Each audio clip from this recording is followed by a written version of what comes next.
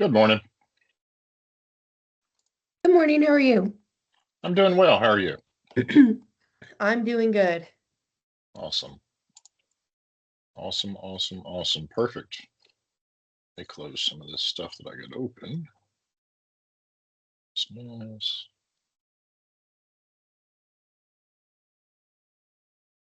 All right, cool. Let me make sure we're recording. We are. Awesome. Okay, perfect. So we're going to get into a little bit of the nuts and bolts on civil work today. And specifically talking about proctors and compaction tests and um, OSHA. OSHA Okay. is always a fun subject. So Yeah. uh, there we go. All right, perfect. Okay. So we're going to go through soils and compaction, utilities and underground reading and plans. We're not going to spend just a ton of time on that because we did a pretty good job of covering that last time, I think, talking about inverts and everything, flow lines and everything. Risk, safety, and change orders, and then we'll kind of talk through the little quiz that they give us at the end. So, Okay. so what we should be able to do by the end of this is read a compaction test report, determine pass or fail, and show the math. So the testing lab will do that for you. This is just more so you know what they're talking about. It's kind of, but they'll let you know if you pass or fail. Trace a storm line and the utility plan and verify its inverts within 90 seconds. Identify, which, I mean, okay, 90 seconds.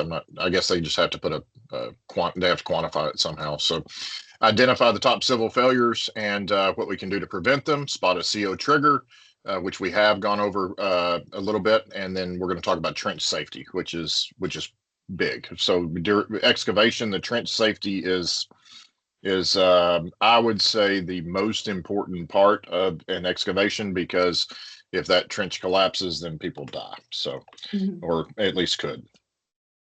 All right, so let's talk about soils and compaction first. So I think the video I sent you, I had to do some digging, but I finally found one that seemed like it did a pretty decent job of explaining the different soil types. Yeah. So in Texas, we have we have the clay. So it's not a sandy Okay. clay, it is clay. That's why you have a lot of houses, a lot of the older homes in Longview or have foundation, not that they have foundation issues, but they have cracks in their foundation. Mm. Because it was before anybody knew, it was back in the 60s and 70s before they actually went to this extent on doing compaction tests and everything else. So before we actually knew how clay reacted totally. Um, so this is just kind of a general overview of kind of what we look for. Obviously, like I'm going to use the Lipton market, for example. We had a lot of this organic muck from where the old building was, and in the parking lot. Apparently, somebody had gone and dumped a bunch of old asphalt and stuff like that. And when we started excavating for the building pad, we found all that. When that happens, you have to completely take all that out, and you got to dig as far as you got to dig until you get to decent subbase, which is just something that's going to be more along the lines of like this sandy clay, or even well, not sand and gravel. You're not going to find any gravel underground, but a sandy soil, something that you can at least build from. So that's why they have the PM risk as critical on the organic muck, because if you build, no matter what you do, if you build, you could raise that soil 5 or 6 feet, do it in 8-inch lifts, but if that very first layer is bad, then your foundation is going to fail. So that's where, and we have the testing. The testing lab takes responsibility of a lot of this. Like they're there to help. It's not like it's totally on you and the superintendent, but as a superintendent, they're going to need to be able to look at it and say, okay, we at least need to let somebody know. And so you're kind of the PM role is knowing when we get the testing lab involved. And I will tell you, as a rule of thumb, if you even think you should get them involved, get them involved. Okay. It's always worth it. Always worth it. So and of course, like in San Antonio, we hit a bunch of rock, which can be good if you get it at the bottom of your excavation. The problem is when you still need to dig another 3 feet and you've got 3 feet of rock that you have to get through. So that's where, we have to bring in the big excavators with the big breakers on the front in order to break that rock up. So and actually get it out of there. So yeah, these are and so 4 things that you need to know is a proctor. Okay, number 1 is the first thing that you do whenever so when we hire a dirt contractor, that's part of their submittals.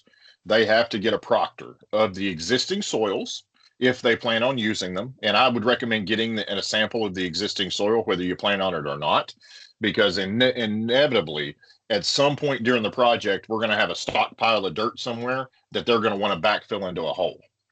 And if you don't have so the reason the proctor is important is because the testing lab has nothing to compare their test to if you don't do a proctor on the soil. So that's because the testing lab will test it. I think one of the videos I sent was them actually showing like how to do a proctor, Yes. which was just some kind of, just a little bit of inside baseball, just a little, you don't necessarily have to know that, but it is kind of interesting to understand how they come up with that. And then I think that one of the other videos I sent was a guy talking about in a very rambling way on exactly why a proctor was important. Well, I think maybe that was the last video because he was, making jokes, and I was like, this must be the one that you were referring to. Oh yeah.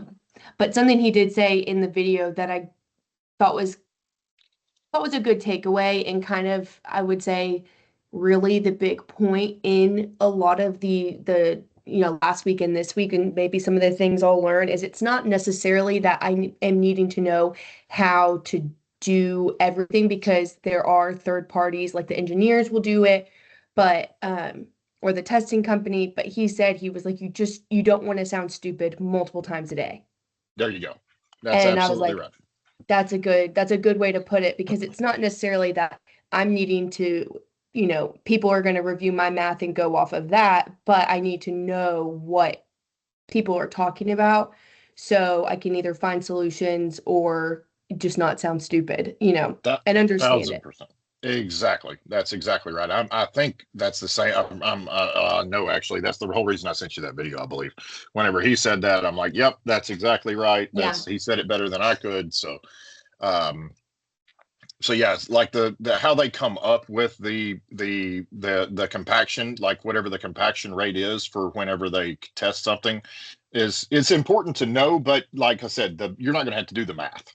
It's good to know how they come up with it, but you won't have to do it. Now this is important so this is on the superintendent, right? So when they specify, like in a geotech report or whatever, how many, how high the lifts are that they do. Does it make sense, first of all, when they're doing lifts, like what that means?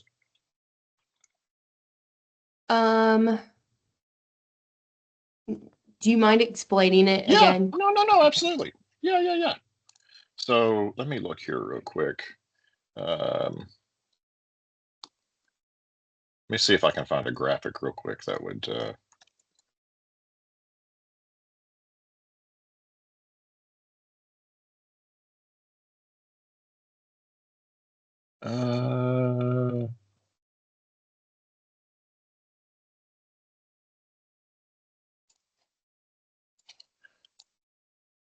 okay, so there are different ways to compact soil or gravel or whatever you're doing. So you've got, like, this here is a big roller. So this one happens to be a smooth drum roller. So that's going to be if you have like a big excavation that you're doing and you need to compact a lot of soil at the same time.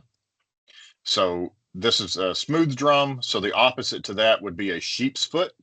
So the difference is a sheep's foot has little, let me show you that real quick, just so you'll know, because that way you'll know it when you see it on site. We don't use a ton of them on our jobs just because our sites are rarely this big, big enough to actually warrant the machine. But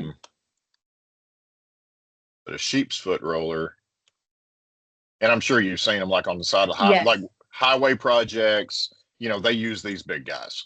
Okay. A lot of roadways, whenever they're just doing miles and miles of stuff, right? So a lot of our stuff, what you'll most commonly see is you might see a small little drum roller out there, but you're going to see the jumping jack a lot, because the jumping jack is what they use to compact trenches, compact little bitty areas, maybe recompact a small area, anything like that. They use the jumping jack.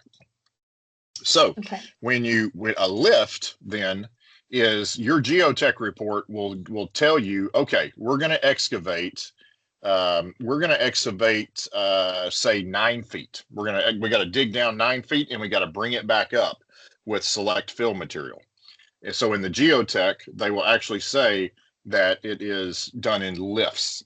So each lift is the number of inches of compacted soil. All right. So what they'll do is they might put in, it's kind of a guessing game a little bit. So if it calls for an 8-inch lift, they might go ahead and fill it with, say, 12 inches of soil, and then they'll compact it. And then that's when they run this jumping jack and they compact it. And then that will turn into another compacted layer of soil. And then they do the same thing. So then the excavator will come back over, or the dump truck or the skid steer or whatever, and they'll dump them some more in here, spread it out, and then they'll go back through and they'll compact again. So each one of those lifts, they do it in 8-inch increments all the way until you get to 9 feet. Okay. So in that scenario, so they've got to get to, let's see here. So now they got 108 inches basically, and they're going to do it in 8-inch lifts. So you divide that by 8. So they're going to have 14 lifts. So 14 times they have to process is they lay the soil down, they spread it out, they compact it. They lay this and compaction test it. Each lift has to be compaction tested. Okay. So then that's why it can take a while, because if it's a smaller project, what'll happen is the testing lab will actually come out and they'll just sit on site and they'll wait. So until they're ready to compact. So they do the first lift, compact it, test it. They do the next lift, compact it, test it. The final lift, okay. That's kind of like if you think about Salina, why we had to build that back up on the building pad so far. And that's why it took so long, is because the entire building pad, we had to dig down like 3 or 4 feet and build it all back up. And it takes forever.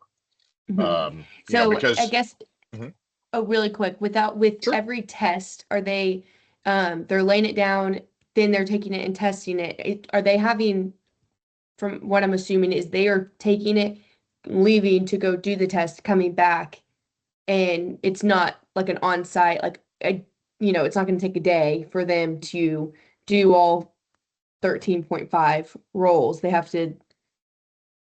No, so there's two different ways. So the proctor is when they actually take the sample of the soil and take it back to the lab.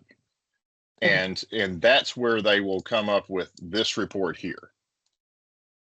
So they will issue, so this is compaction test report number 1 for curve number 1. So this compaction test was done in a lab, because what they're doing is they're setting a baseline on, and so the numbers they want are right here.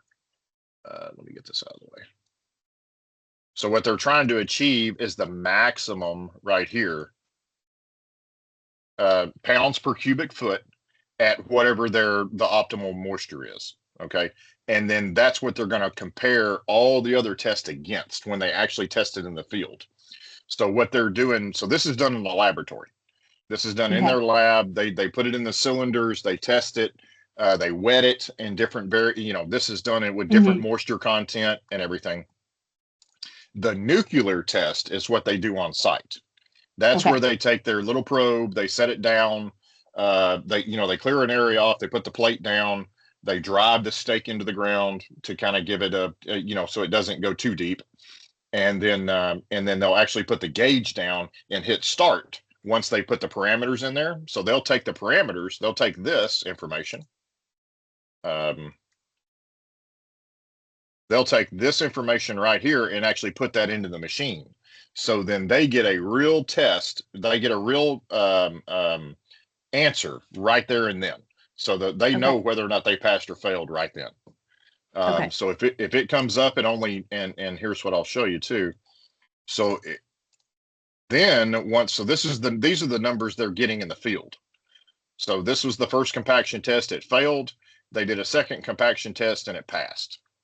So so what they did was they told the contractor, hey, you failed over here. You're not at, it was, the spec was actually 95%. Oops. So that's what they had to get for compaction. And they were only at 91.9. So they did it again and they were 97.8. So they passed the second time. Okay. But they will issue this report after the fact. You don't get this on site. They just tell you on site. And then they tell you, okay, you're good. That second one passed. We'll get a report to you that shows that you passed. So Okay.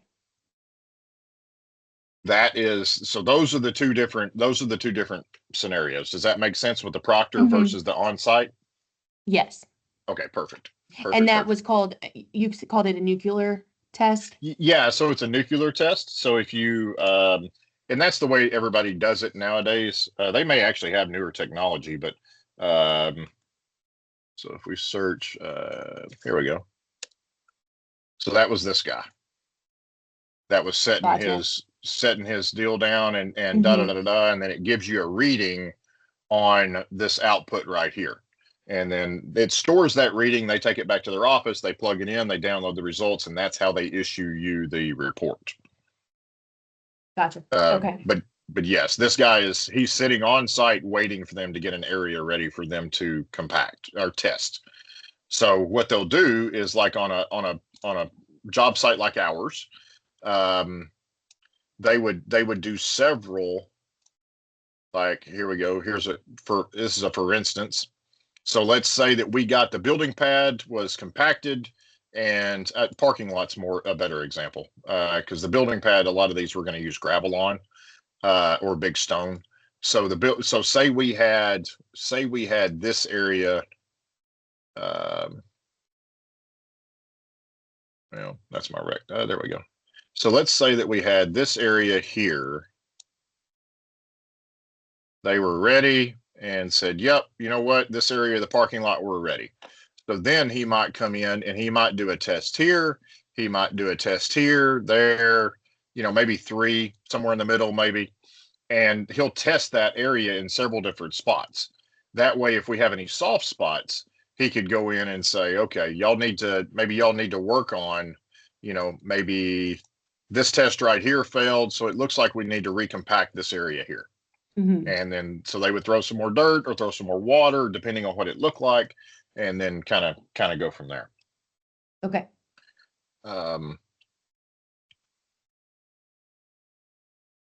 Cool. So yeah, the proctor reports, like, this is just something for you to file, and just kind of understand how they came up with it. They just did a couple of different moisture tests, but this is how they came up with for this particular soil. That's why it says material description, on-site native gravel.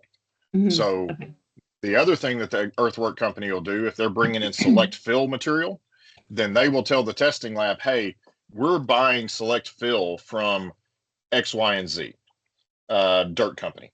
They're gonna be hauling our material for us. So sometimes the testing lab will actually go out there. If it's a small enough place and they're familiar with them, they'll actually take the samples that they need for the proctor. Other times, the dirt contractor will bring the samples from the fill, from the dirt supplier, bring them to the site, and then the testing lab will come pick them up. But any material that has to be compacted has to have a proctor. That's where because it has to be tested first in the laboratory in order to set the baseline on exactly what we're doing. Okay. Second, let me open this window. It's getting a little warm in here.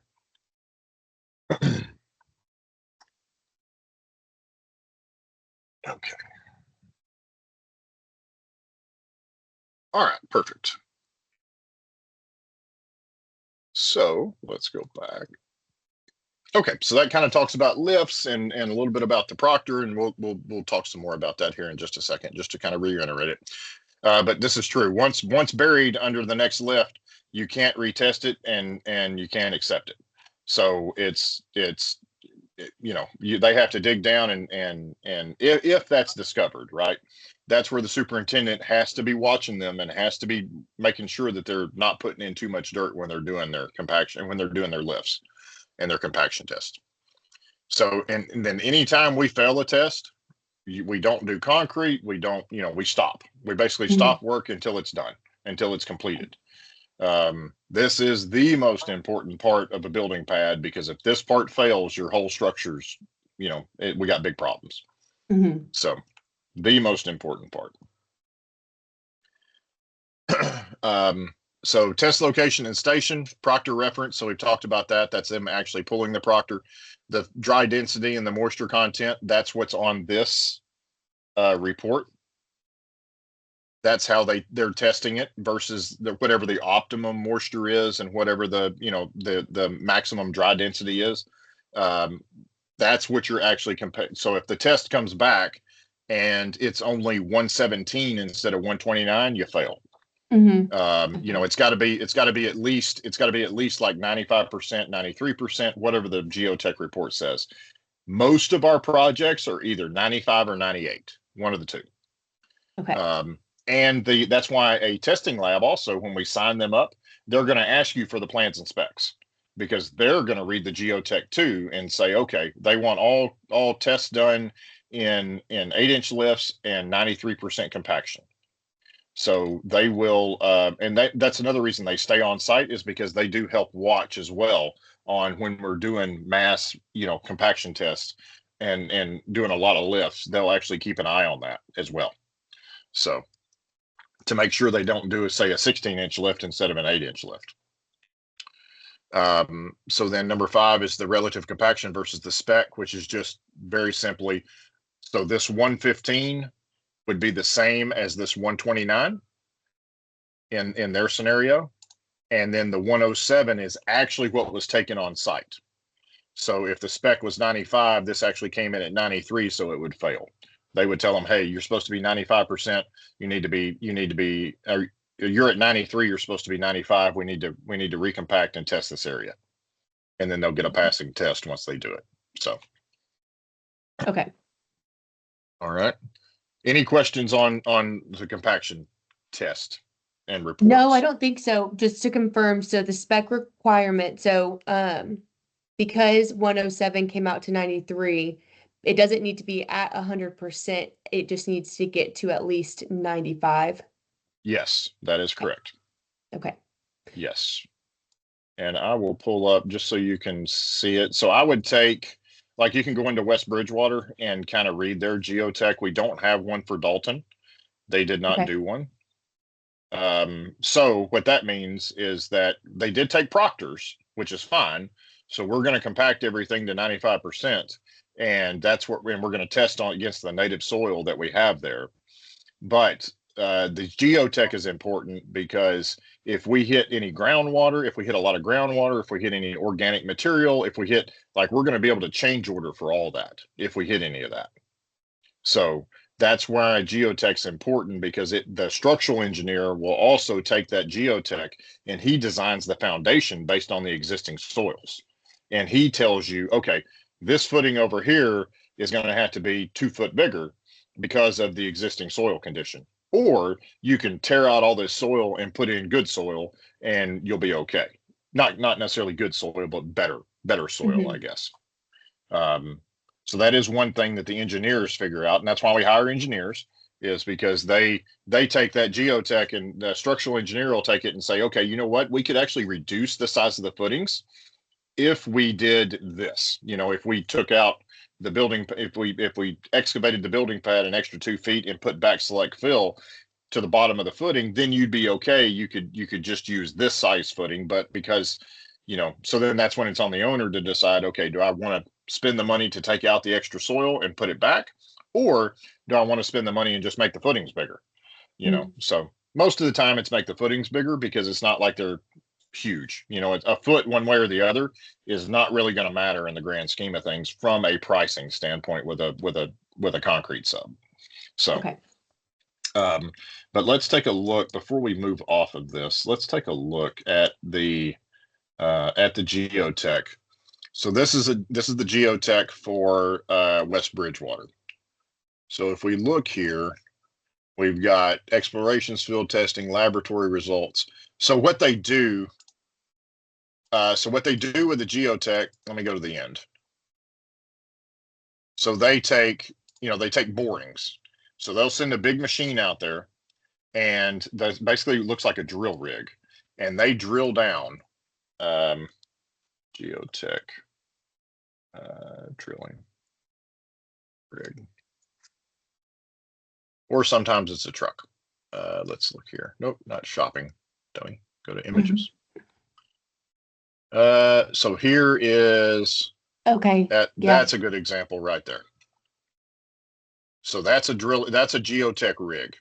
So what they're doing is they actually drill down, and there's a cylinder, and they will pull out a cylinder of material. So like here we go. Here's a boring log right here. So they actually bored down. You can look. This gives you the elevation of where they are on site. So this would be like this is sea level. This is the site. This should match your civil drawings. Okay. Where we've got. So if we look back here, let's look at the original. There we go. So their borings were somewhere in this neighborhood because that's where the building pad was going to go. So you can see that they were 78, they were 76, they were 74 is the existing grade. So that's going to be this appears to be about 74. So it's somewhere in this neighborhood, and that's why they give you this right here, because this tells you B1 is boring 1, B3 is boring 3, B2 is boring 2, B4 is boring 4. So they're actually setting up this machine on those 3 spots. Okay. And then they will take a cylinder.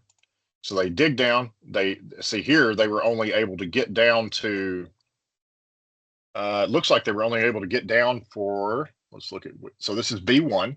So this is going to be on that north side of the car wash, and they were only able to get down 5.5 feet, or maybe 6 feet, and then they hit moist, dense, tan, sandy clay. Bottom of exploration at 6 feet. So they must have hit a rock. They must have hit a boulder or something, because they couldn't dig down any further. But this tells you what actually is in the. So this is the cylinder right here that they're identifying exactly what's in the soil. So if we look at one they went a little deeper. So this one they actually were able to go 22 feet deep. So 21 and 2, and then it was. Moist, dense clay, sandy silt. So a lot of this was the same. It was the same. Some gravel, so it was basically from 6 feet down. It was basically all the same material. Here is where and this is what I would also do, is use, let me show you too.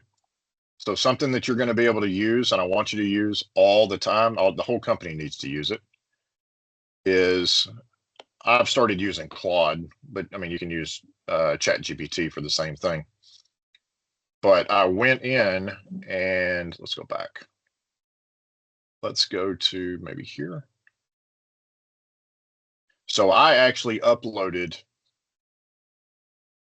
Let me see if this is what it told me. So I uploaded some test reports and some other things to AI, and helped it and asked it to help me identify exactly how I needed to try to explain this to you.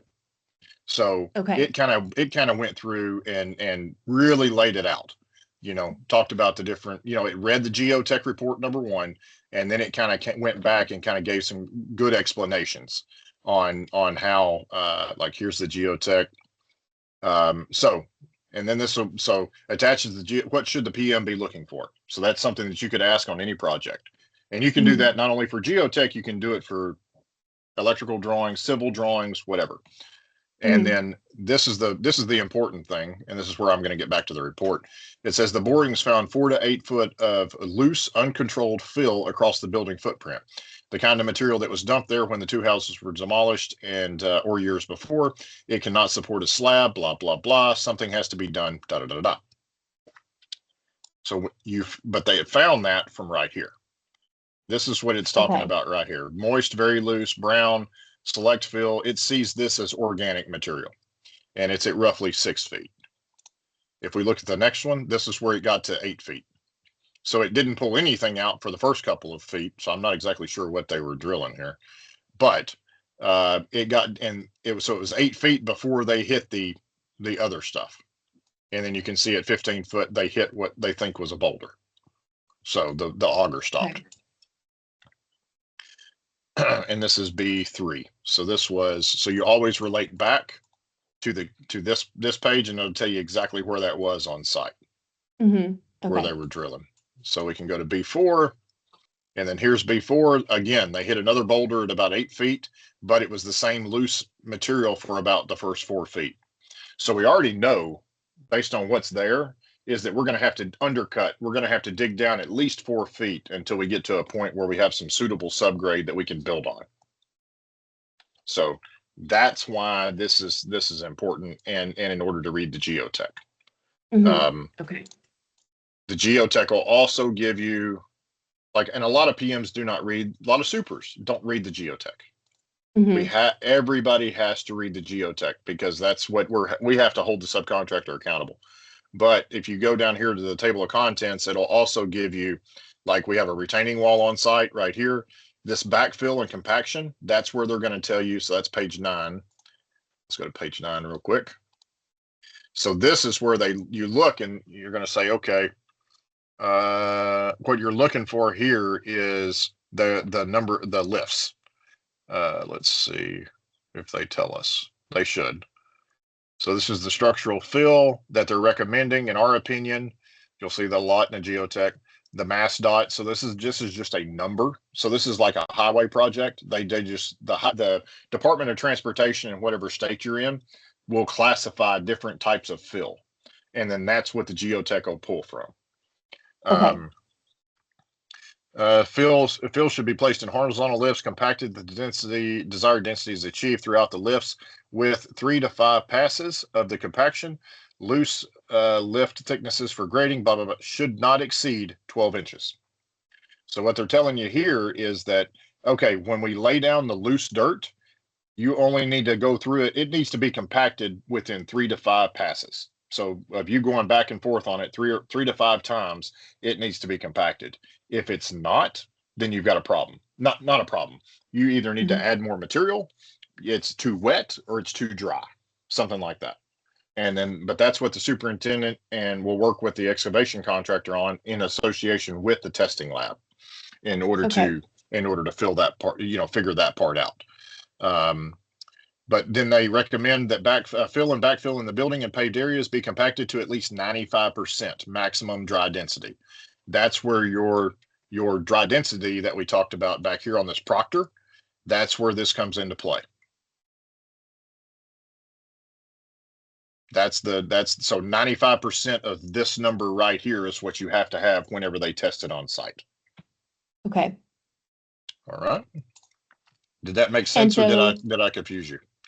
No, it makes sense. I think cool. I never really paid any attention. Like at Smitty's, with all those projects, I truly never paid attention to the geotech, because I think I was just sending it out to get bids. And so I think just from my understanding is, once you have, like at the beginning of a project as the PM, once you receive the geotech, it's good to review that like you're reviewing plans. So then just like, whenever you do send it out and you're in that process, just to know what to look for, what the percentage needs to be, just adding this to the list of things to really be informed on for the project. 1,000%. And your earthwork contractor is going to ask you for it along with the testing lab. So that's a red flag. So I would make a note and highlight it in red and post it on your wall. If a earthwork contractor, if you're being handed a project and from estimating everything looks good, you reach out to the earthwork contractor, because he's going to be in your first 5, obviously, of contractors that you need to contract with. And he says, I never saw a geotech report. That's a red flag. That's a problem. Because how did he quote the project? If he didn't see a geotech report.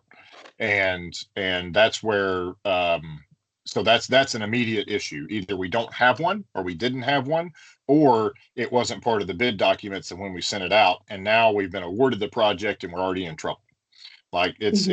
it's just a caution. It's just a huge red flag if that happens.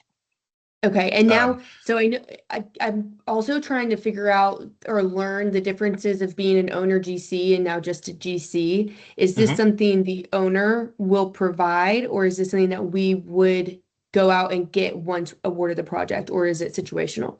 Always, no, always provided by the owner.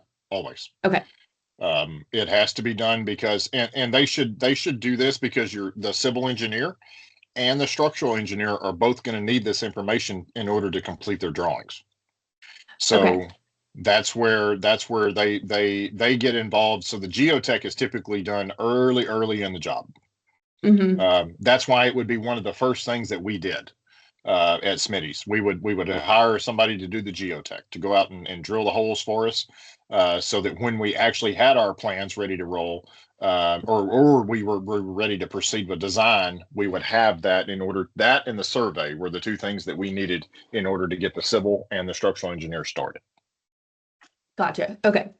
Okay. I think that makes sense because you need it for plans. I think with Smitty's, things were going 90 to nothing majority of the time. And so it Mhm. always felt like we had the drawings at the very same time we had the plan, or we had the geotech the same time as the plans. But um, we had all those different jobs, so that would make sense.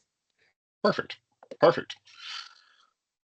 Okay, cool. And that's really it as far as soils and testing, and it's just I can't reiterate how important it is for the superintendents on site to make sure that the stuff is being put in per the geotech. That's why, with when you're looking at daily logs, that's where we should be able to see in there.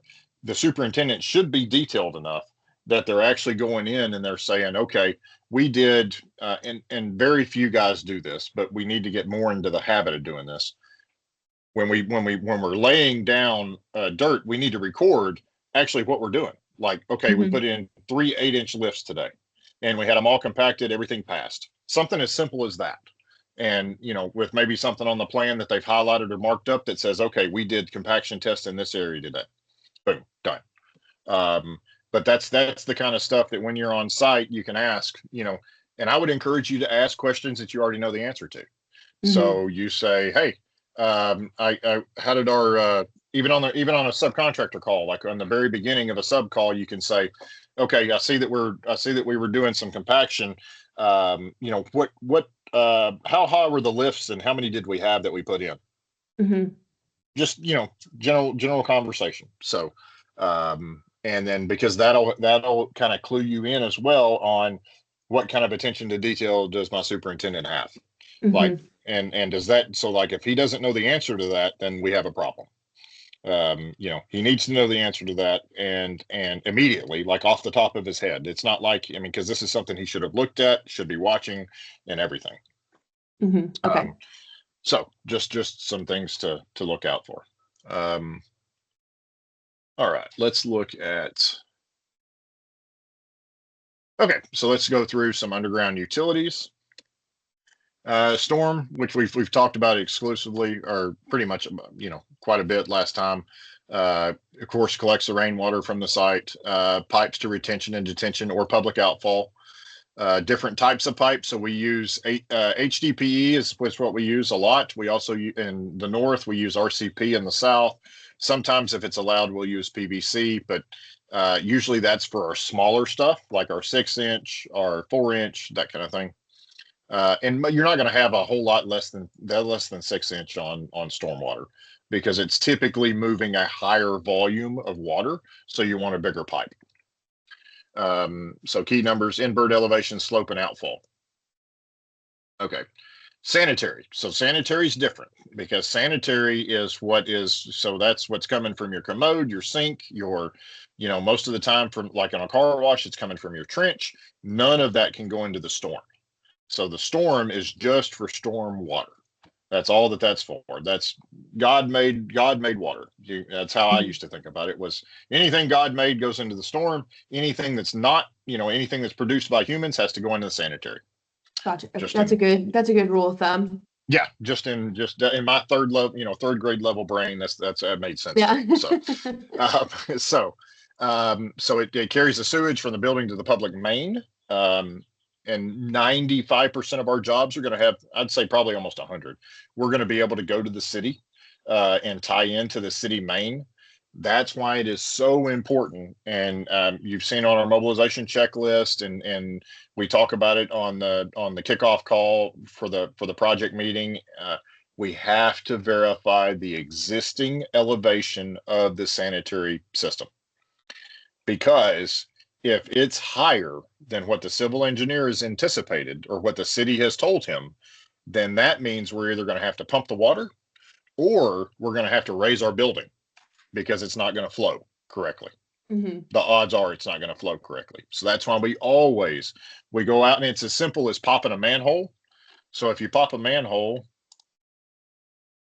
let me see if I can get it to bring me up something here. Verify invert of pipe in manhole. So what kind of images we get from here. Okay, here you go. That's exact. So this is obviously under construction, but imagine that this was a smaller manhole cover. And so somebody would stick a grade rod down in there and they would shoot an elevation on it. And that's how they verify the invert that's existing. So Okay. if this were a city line, that's how they would, that's probably going to be about the best example. So when you look down in it, you're looking, you'll see something similar to this. So this is where they're sticking the end of that rod. They're sticking it at the bottom of this pipe. Okay. And then they'll shoot an elevation on that, and then they'll go back to their civil drawings. That's where your civils tie in. And then let's look at, let's just say, just for funsies, let's say that this was our manhole. It's not, it's a catch basin, but say that this was our manhole. It would tell us out to the side here, it would give us the invert. It would say, okay, this is at 70.27, which is your elevation, which is your related to sea level, right? So that is what the civil engineer has based everything else off on the site as far as sanitary goes, as far as his falls and everything else. So if you go out, or not you, but if the utility contractor, which is oftentimes the plumber, comes back and says, hey boss, we got a problem. So we shot this manhole at the existing invert. We did this, we shot it, and we're 2 foot higher than what it says we should be. Well, then now we need to make a markup, and we need to send it to the engineer, to the civil engineer, and say, hey, just want to make sure that this isn't a problem. So we could look at the drawings ourselves and see, okay, well, he allowed more than 2 feet of fall, so we're probably going to be okay. But we don't want to make that decision, right? We have to keep him or her informed of exactly what is going on. So that's where we tell them, hey, please double check your calculations on all your new sanitary, because the city main, the invert for the city main is 2 foot. It's at 73 point instead of 71 point Please confirm that this doesn't affect anything. Okay. And then that's when you would do the whole RFI process. You got it. Gotcha. Okay. Yep. Tag the civil and you'll be good to go. And then he'll respond with an answer. He'll either come back and say, nope, everything's good. We have enough play in there that I think we're going to be okay, but we need to adjust some of the existing or some of the new inverts. Here's a new plan. Or he'll say, all right, we're not going to have enough fall here. We're going to have to put a pump station in, like we did in Champaign. Champaign is a perfect example of this. The city main was not where they thought it was. We did not have the fall, and we did not figure it out until after we had the building foundation done, which was the problem.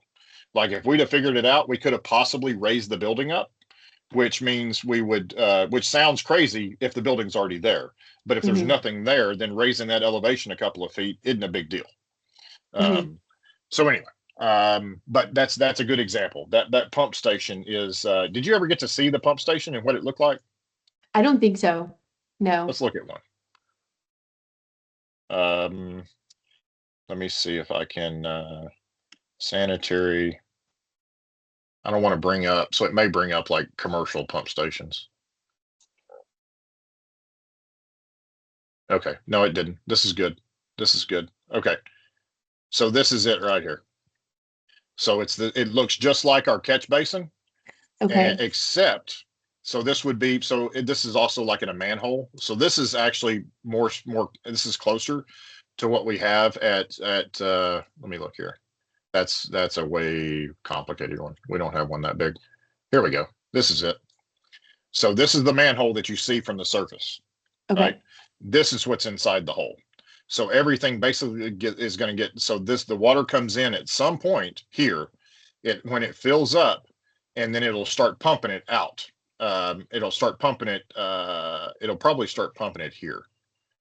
Yes, it would start pumping the water out here. So it probably comes in here and then it pumps out there to a different elevation. You can see where the water's coming in is higher than Hmm. where the water's going out. And that was Hmm. probably that was the problem.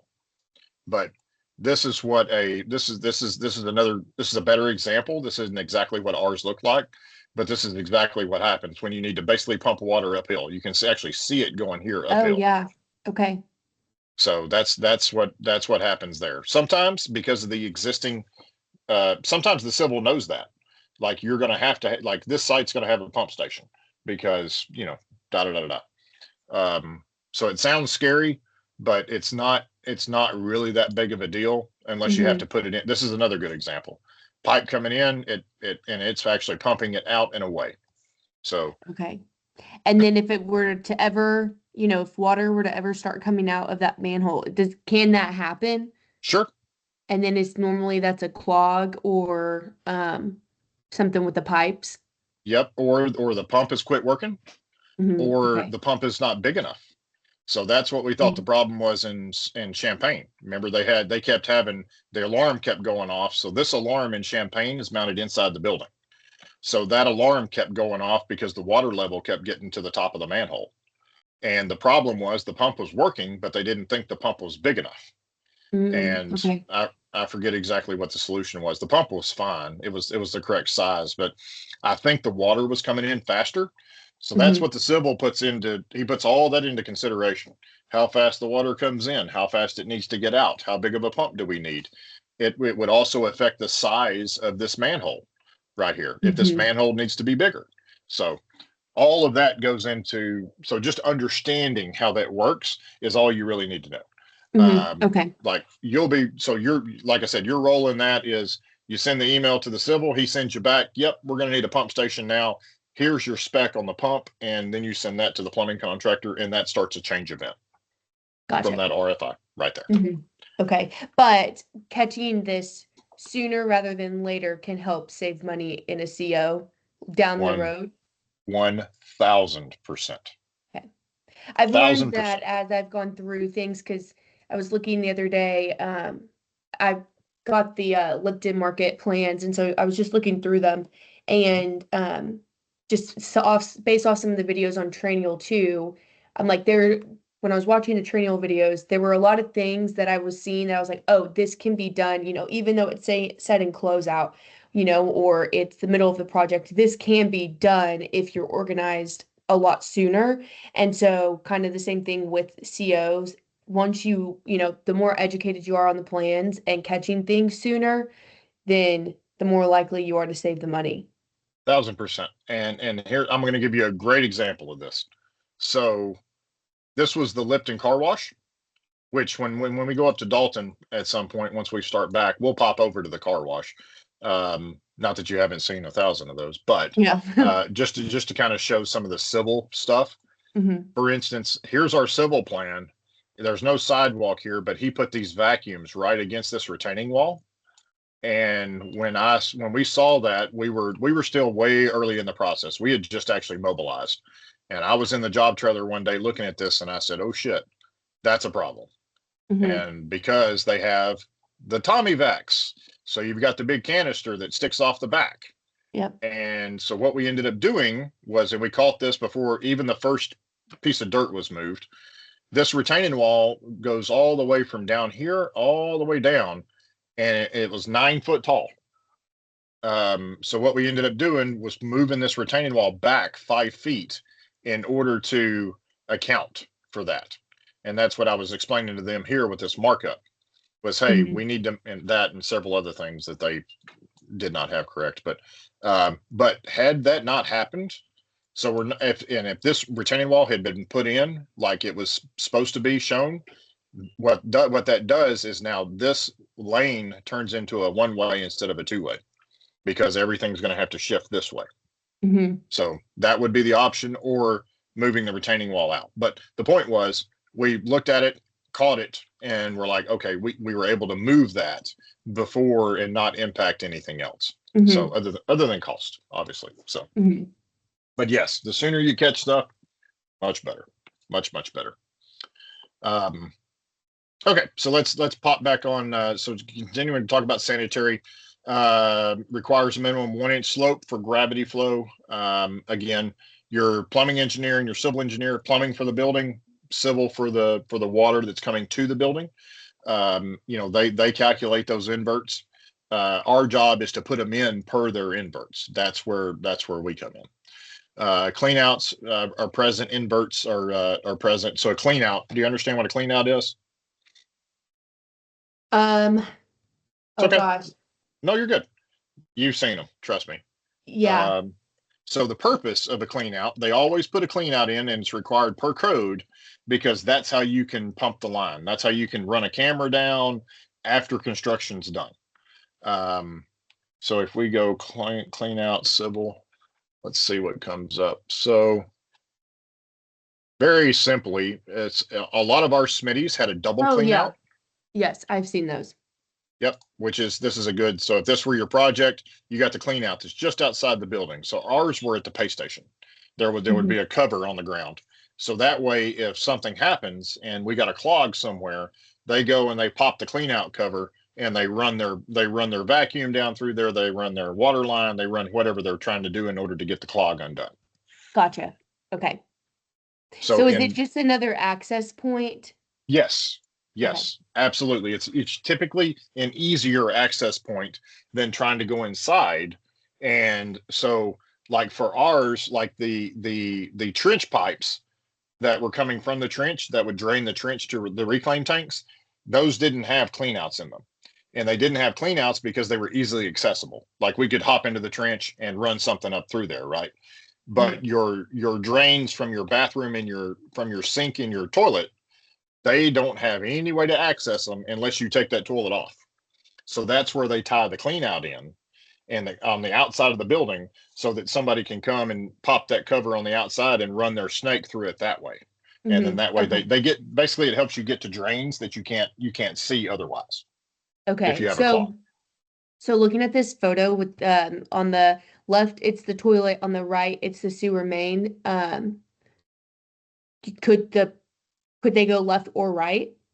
Yeah. Okay. Yeah, they could go either way. It's always going to depend on where the fall is, where they're running it out. So like if we look at a real world situation here, let me show you, what do I have open here? That's Green Wave. Let me show you, here we go. We'll go back to Lipton.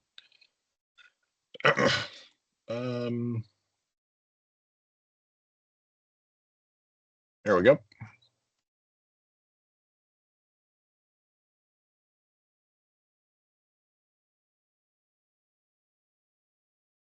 All right, so typically they don't show it here. This civil was horrible, by the way. But so typically this is coming out of the building, and then it's tying into this main sanitary line running right here and runs down to this manhole that we're putting in right here. And then that is what runs to the city. So that's a new manhole. So you can see it's tying in right here. It's kind of tough to see but it's the difference between the gray lines. So you've got a main sewer that's running down here that feeds everybody, right? That runs all the way, that runs 15 miles. And it's just outside the street. This is the street.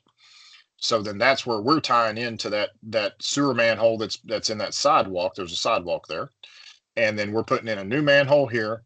And then we're running it all the way up to the top of the site where we have our oil water separator, and then that ties into the reclaim tanks. But here, this is where you would have your cleanouts right here. So that you could pop that clean out and you could get to this line right here. Okay. Okay. And I think I asked this last week, but just as a refresher. So on a lot of plans, or these plans specifically, the gray is the existing utility lines, and then typically the black is what we're installing. Yes, correct. Okay. And then connecting to, okay. Correct. And let me, a little curveball on that is this plan in particular is a little confusing because they also have the stormwater on here. So this gray right here is actually new. That's what we're putting in, but it's only related to the stormwater. Okay. So the way that you can kind of determine that is you're never going to have sanitary running from just a open spot. So this is showing a catch basin in the middle of the parking lot, and it's tying into this manhole right here, but all of this is storm. You're never going to have a sanitary line that has a drain coming from the center of a parking lot, ever. Ever. So there's a separate plan that is typically called your drainage plan that will have your stormwater, and this will all be black.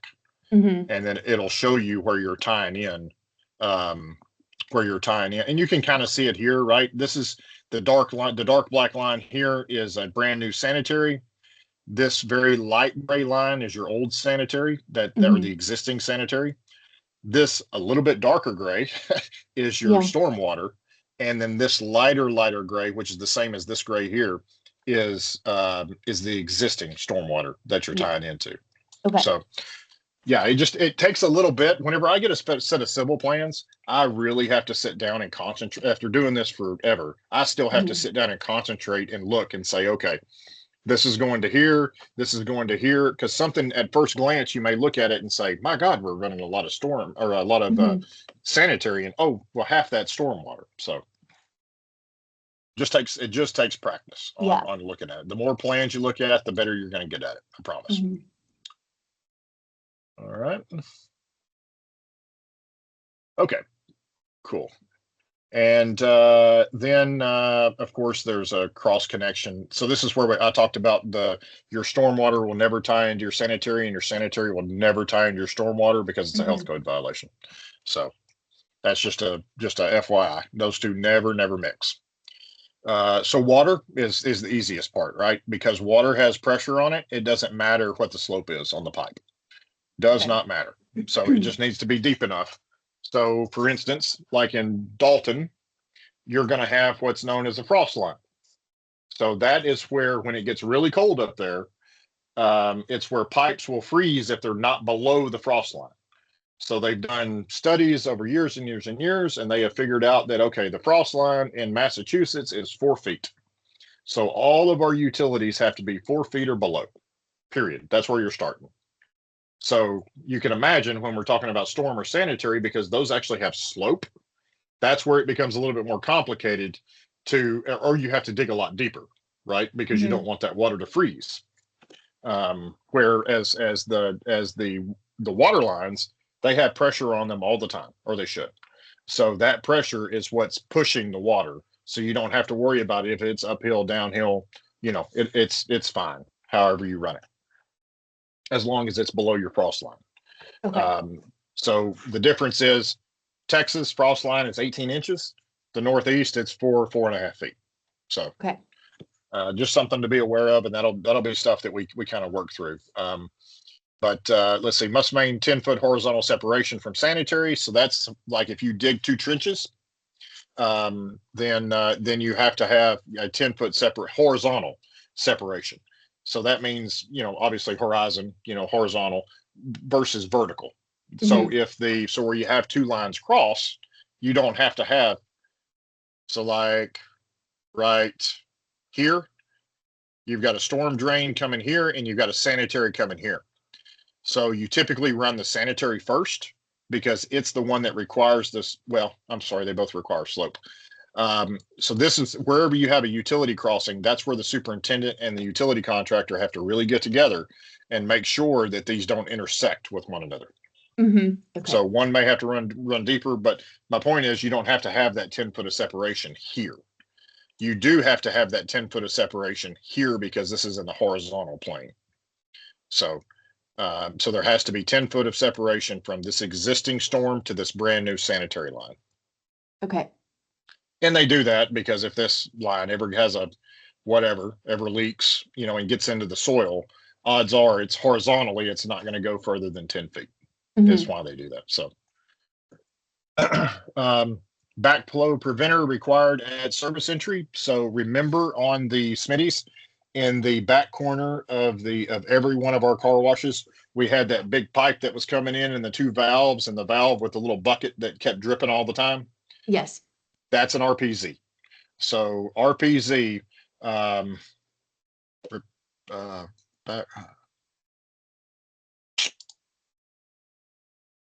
I don't remember what RBC is. I'm having a brain for it.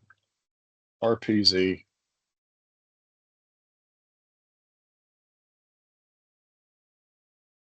Yeah, I mean, it looked like this, right? So, reduced pressure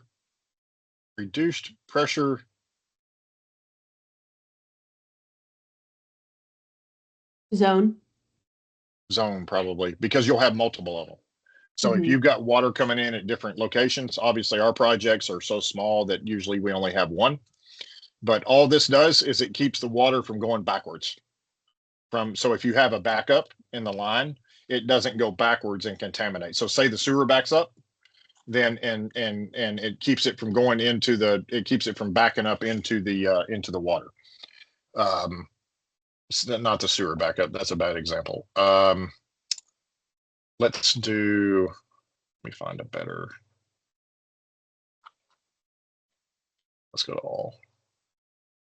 Using plumbing water connection, it acts as a safety valve, stopping pollutants from reversing into clean water, just not sanitary pollutants. So anything else that were to back up in a water line, fire systems is where I could think about it the most, where it might happen the most, because that water that's in a fire system oftentimes will sit there because it's never used, right? So it just sits there inside the pipe forever and ever and ever.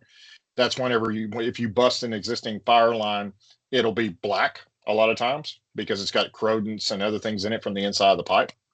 Okay. That RPZ is also backflow preventer, but it just prevents anything from ever going back to the city if anything were to happen. Period. This is actually the one we have in San Antonio. So there's typically one.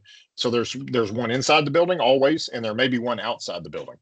But this is almost exactly what San Antonio looked like before they put the case over it. So again, you have little clean outs on here, just so it's easy access. That's clean outs can just mean easy. It means exactly that. That's why it's to clean the line out. So okay, kind of as a reference. Tracer wire. So a lot of times you'll have that's important because after the fact, that's how they can locate an existing water line. So if you're working on an older site, a lot of times your pipes are not going to have tracer wire on them. But the tracer wire it's exactly that. It allows you to trace where the pipe goes. Okay. So almost all new construction needs it. Again, this is not necessarily stuff that you're going to encounter on a day-to-day basis. It's just so when you hear the word tracer wire, you know what they're talking about. Yeah. I think that might be my biggest thing is definitions. Like I've seen a clean out. I know what an RPZ is, and I've seen it, but it's just being able to, know the definition and to hear it just when someone says it, it's like, oh yeah, I know exactly what that is. Yep. 100%. 100%. All right, inverts and slopes. I think we did a pretty good job. Just let me know if you have any questions on this. I think we did a pretty good job of kind of covering this last week. It's just going to be practice, practice kind of looking at this. You know, and again, these are not like, so your civil's already figured out your inverts. This is like if it were a field situation with your invert in, your invert out, you know, and exactly what. So just a FYI, nobody inspects this other than the superintendent and the contractor putting it in. When the city comes out and looks at your water line, they never ever shoot a grade on it, ever. Somebody typically walks out there, takes a look, and says, "Yep, that works," and that's it. Nobody ever looks at it. So, but to give you an idea, and this will be a lot of the stuff that you'll see at West Bridgewater when we do start running this stuff. Run, let's see, sewer line and shoot grade. There's one particular picture I'm thinking about if they've got it to kind of show you how they.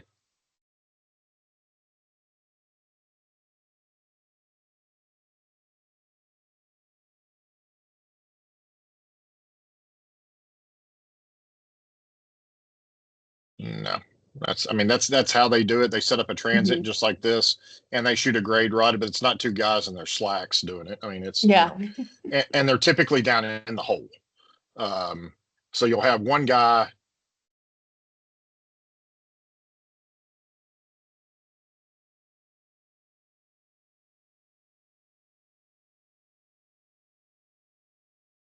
Instead of grade, let's do slope. How to shoot slope.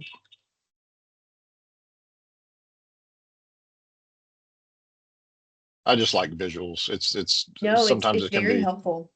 yeah, it can be explained just so much easier.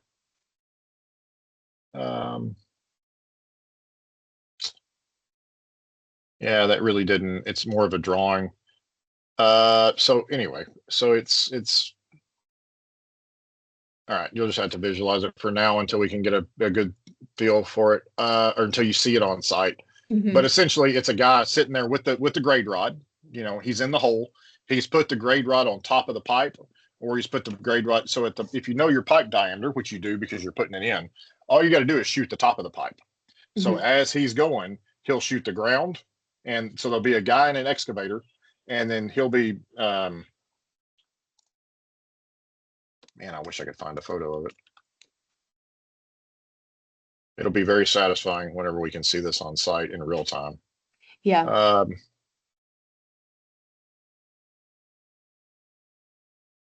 Okay, maybe this will work.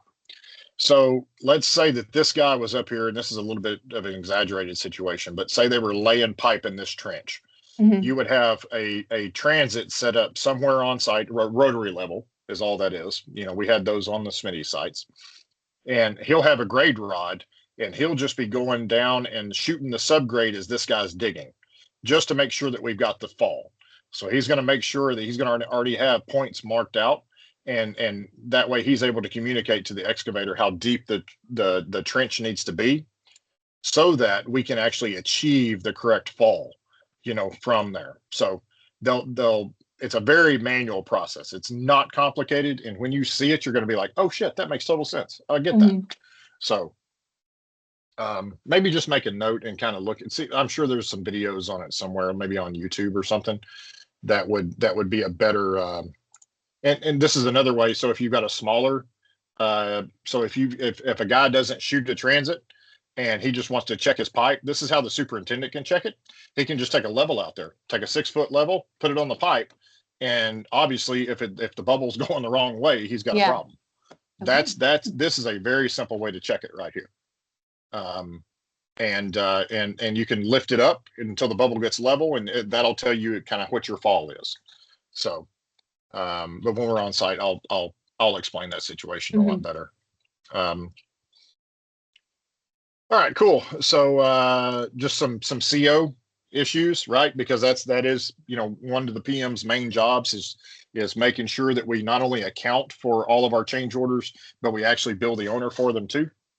So these are just some things that can kind of generate some change orders. If you have a storm or sanitary crossing, again, they do on top and bottom, it's 18 inches. So vertical 18 inches, horizontal 10 foot is roughly our rule of thumb.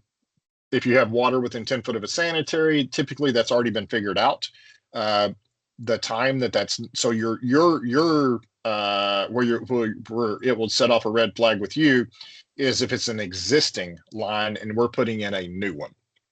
Typically, if we're putting in both new lines, this is not going to be an issue. You'll never hear about it.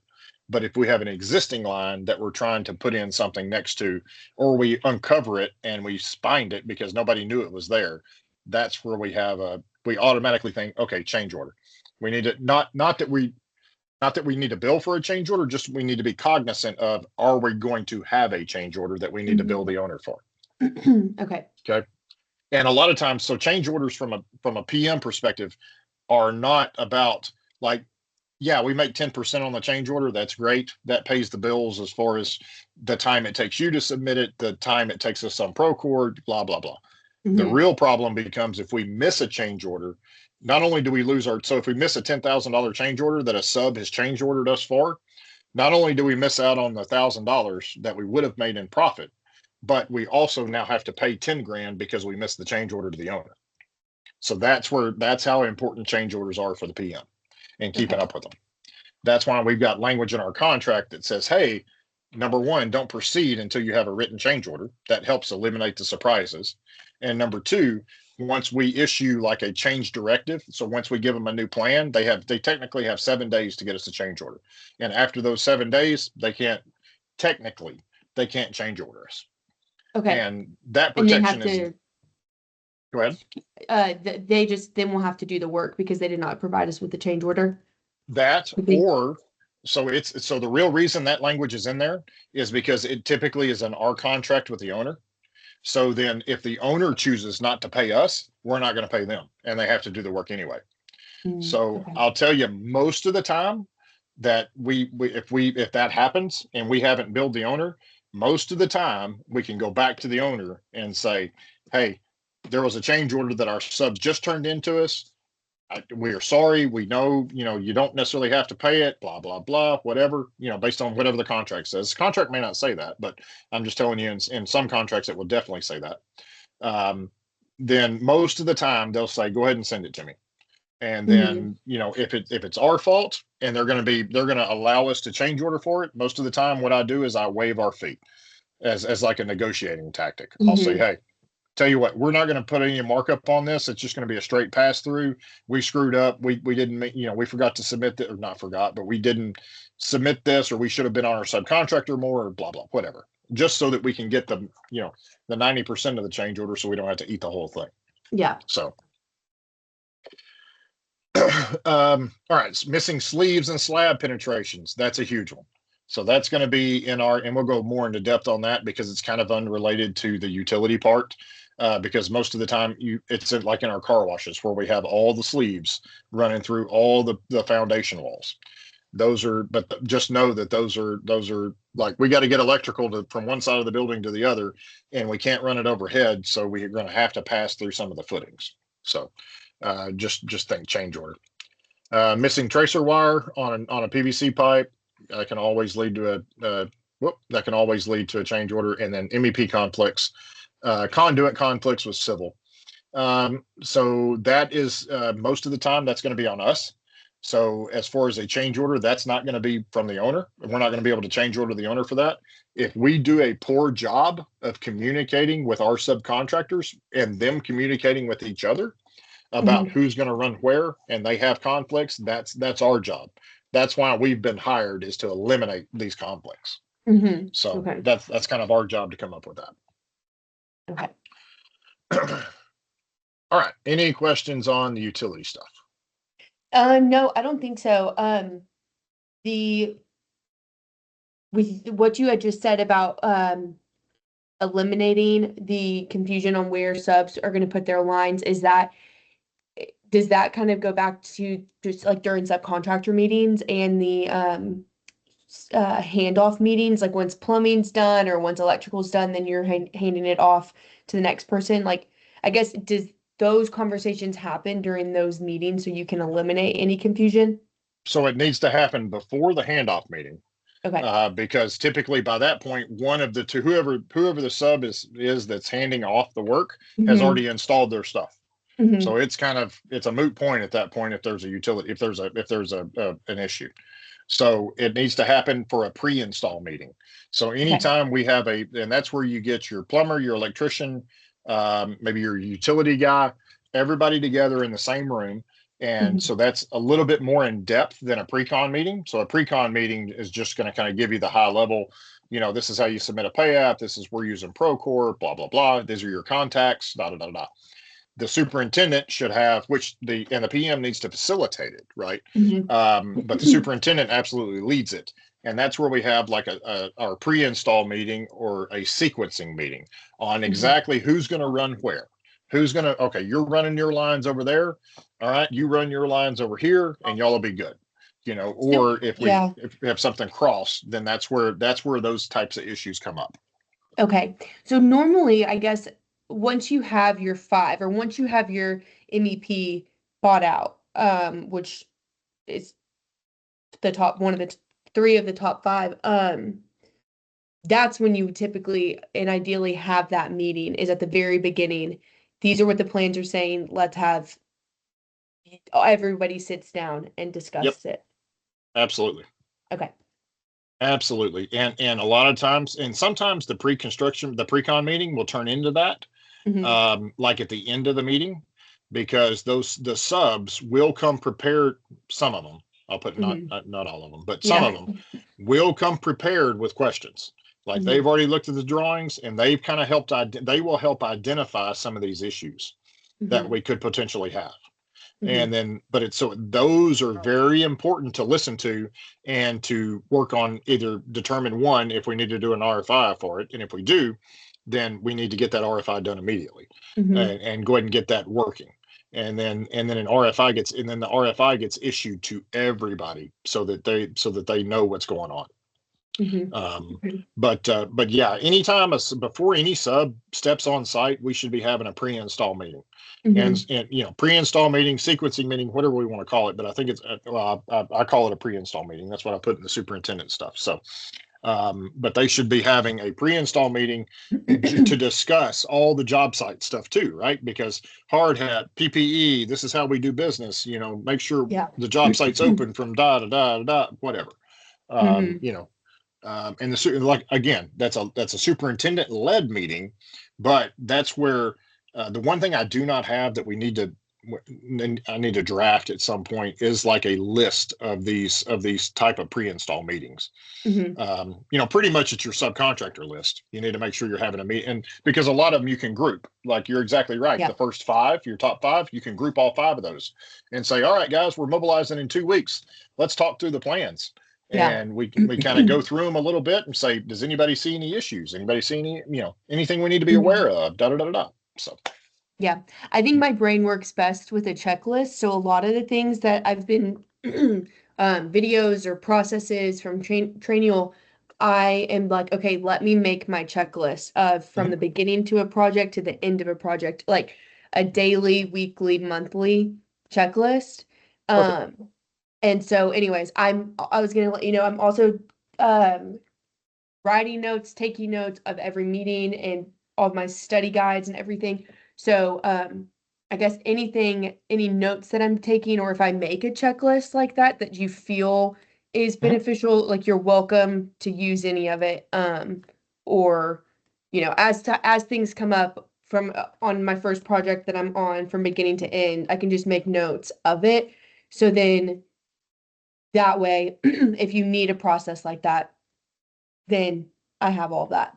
Okay, or hopefully perfect. Perfect. No, that's great. Yeah, just let me know where you're saving that stuff. I'd love to incorporate that because that's why I did the SOPs, is to kind of give us just a starting point, and then we can add to them and delete and whatever we need to in order to actually make us the most efficient that we possibly can be. So that's awesome. I love that. That would be great. Very much appreciated. Okay, cool. All right, let's talk about risk and safety real quick. So top civil failures. So this is where we can have issues, right? And a lot of this is going to be common sense, but it's very important because it can be overlooked because it's just common sense sometimes, and it can be assumed. So unstable soils discovered during earthwork. That's if we have a, like I said, on the Lipton car wash, we ended up having to dig down like an extra 6 or 7 feet and pull that material out.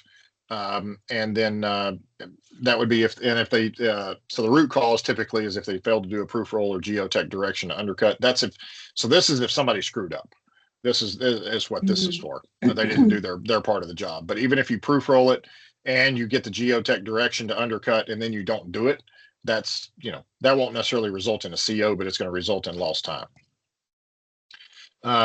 Wrong pipe slope discovered after backfill. That's a terrible situation. Hopefully that never happens.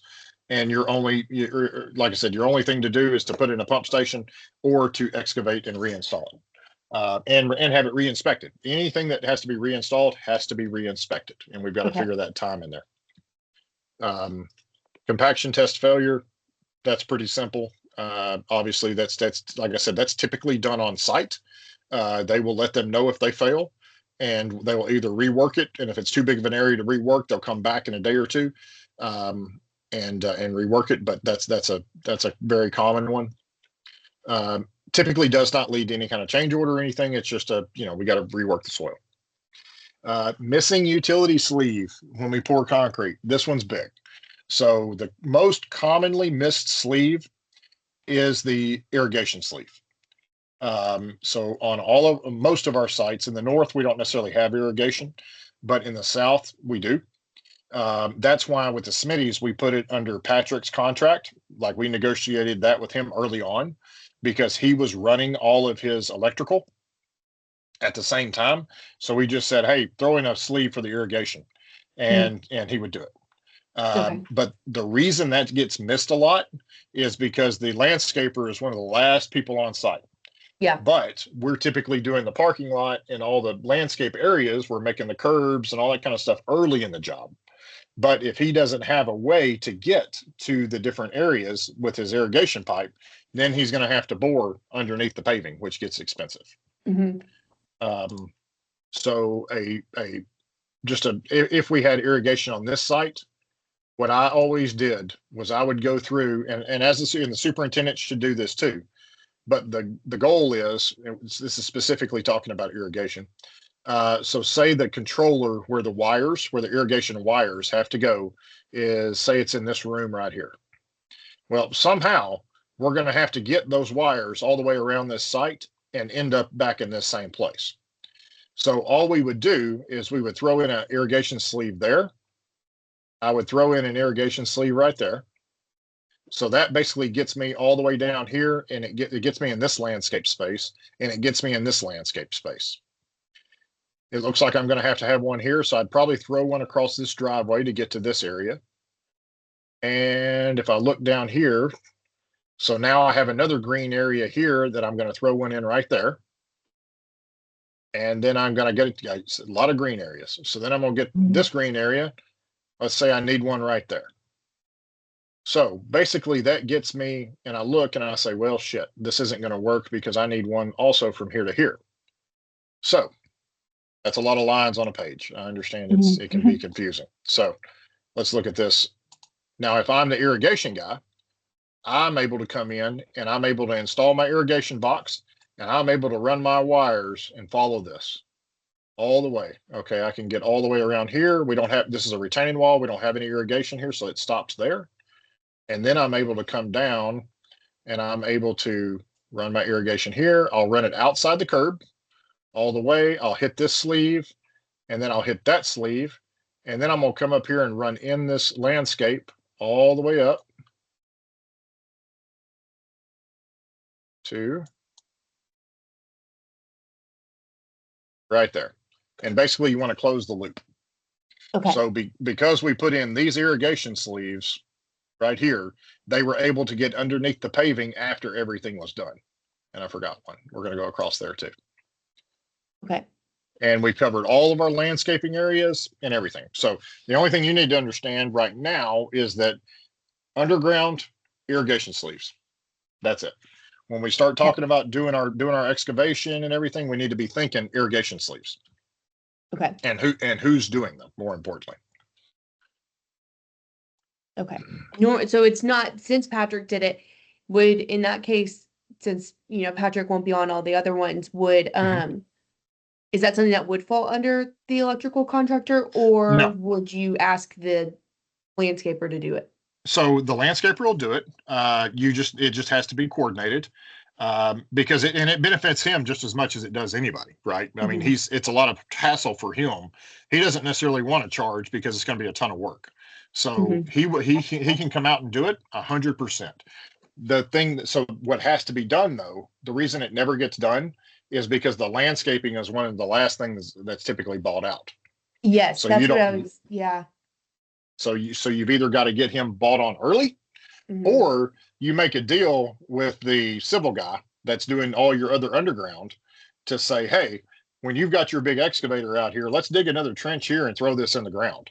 And you try to align it with wherever he's digging as well.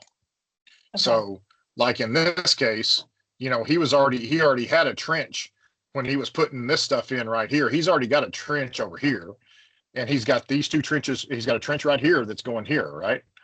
And then he's got another line that's going right there. So, you know, he's already got those trenches open. So all it is throwing in a piece of pipe and stubbing it up on each end so you know where it is. The other important thing is to make sure that your superintendent keeps a record of where these are.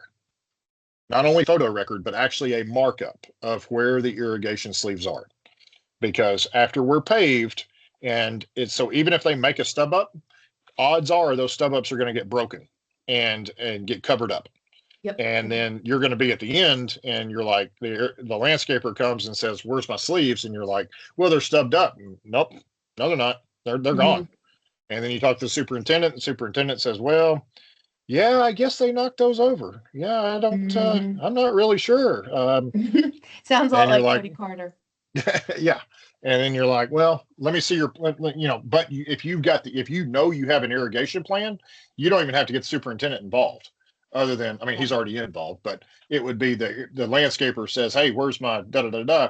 Either you or the superintendent send him the plan and say, here's where your stub ups were. So, you know, dig down and see if you can find them. Okay. So it is possible to, if you can buy out the landscaper early on, to have the landscaper come and do it. Yes, 1,000%. Okay. I know some may not, just because of scheduling purposes. Like a lot of them don't want to get involved until they can do from beginning to end. So that may be tough at times, but that would make sense that you can do that. Absolutely. Absolutely.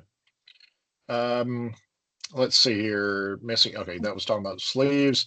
The stormwater violation. So this is where we kind of almost ran into trouble in, which I knew we were, but I rolled the dice and we got punished for it. But not really punished because it didn't cost anybody any money, but other than doing the reports. But so stormwater violation.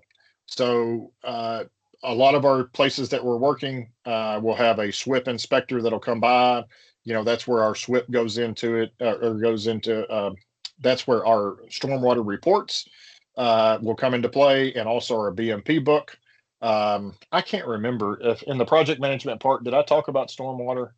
Is there a section on stormwater where I talked about it at all? Don't recall. Hey Siri, double check to make sure that stormwater is in the PM training and trainual.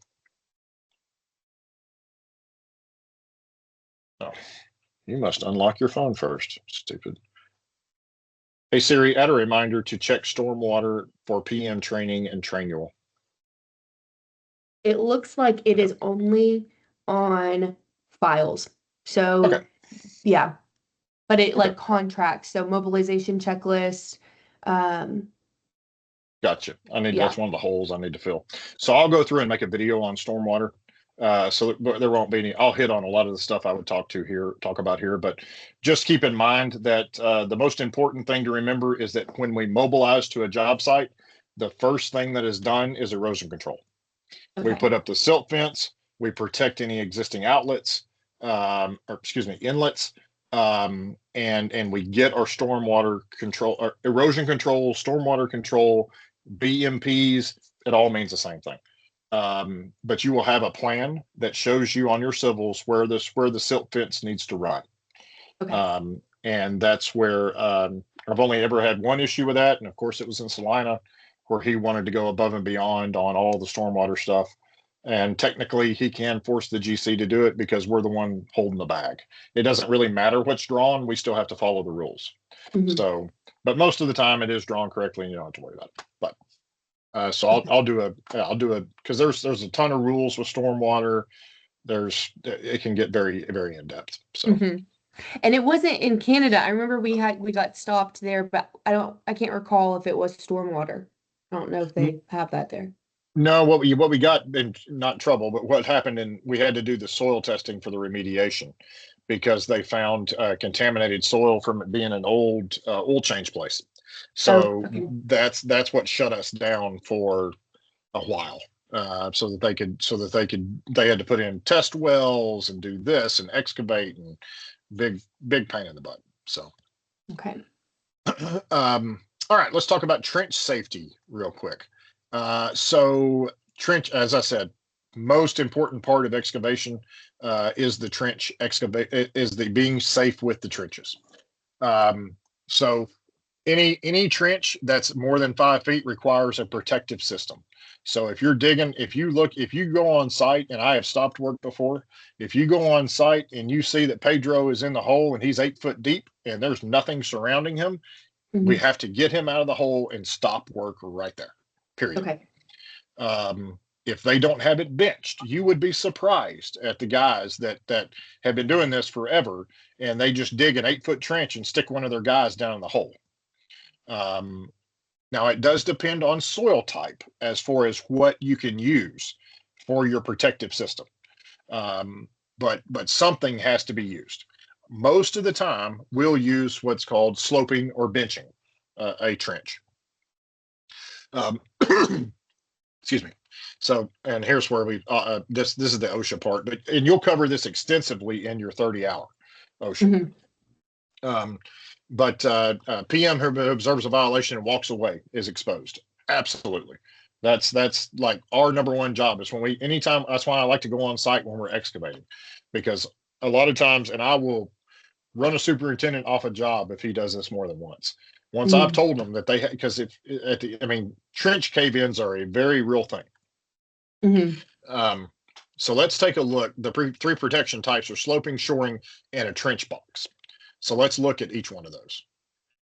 So you can actually see a photo of them.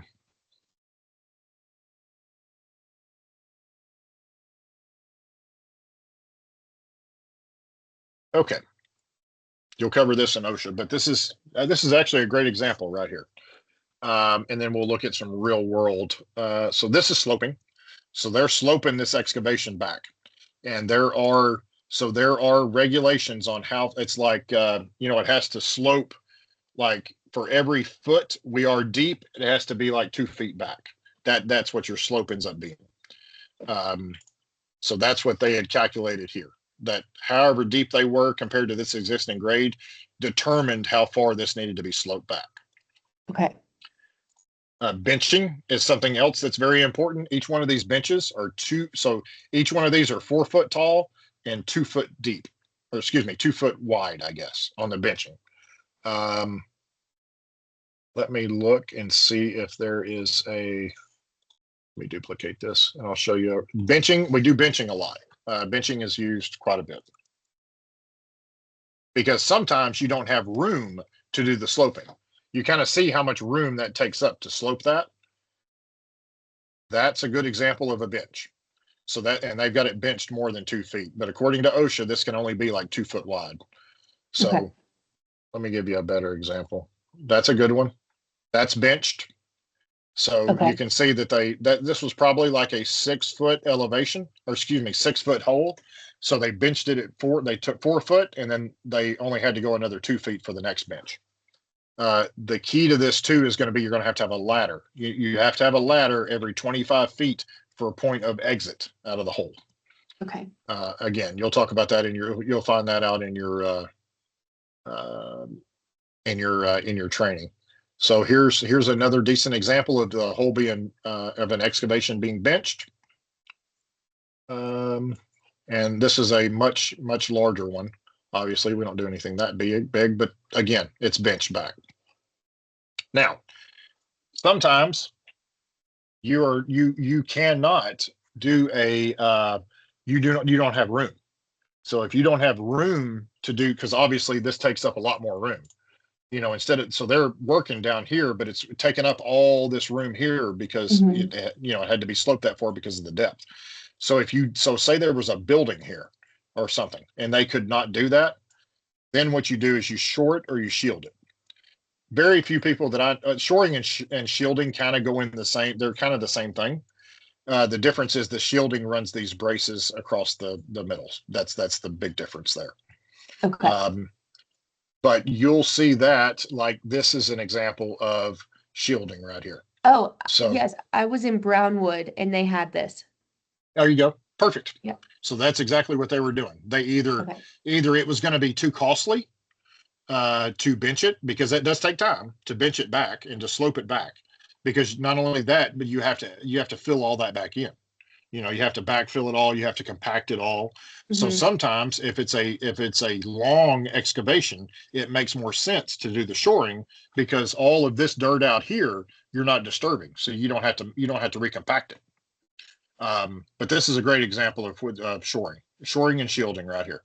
Okay. So, and then the thing I don't see is, maybe they have a ladder here, you don't, but you should have at least one ladder at the exit, so that so that this guy down here, should something happen, he's at least able to get out of the hole as quickly as possible. Okay, and that's So, on every single protection type: sloping, benching, shoring, shielding. You have to have a ladder in all. yes, you have to have a ladder in all of them. Yep. I forget what the rule is, but I'm pretty sure it's anything deeper than 4 foot. You have to have a ladder. See, I don't see any of these guys with ladders.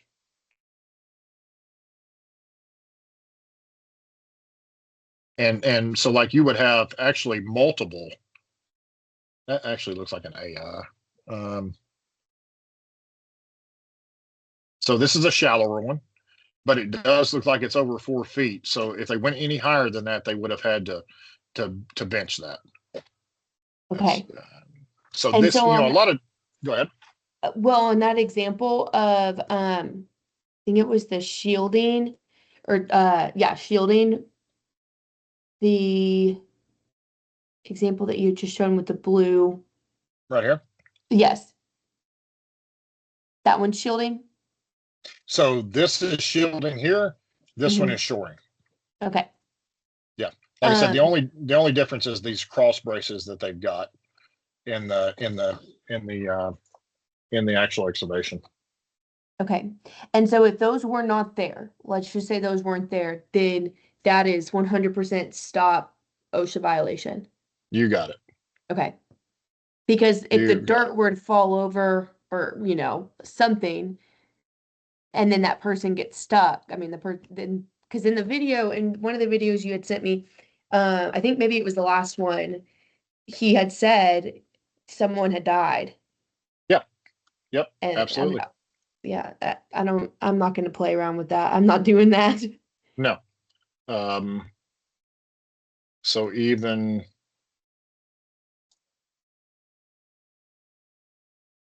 Yeah, see.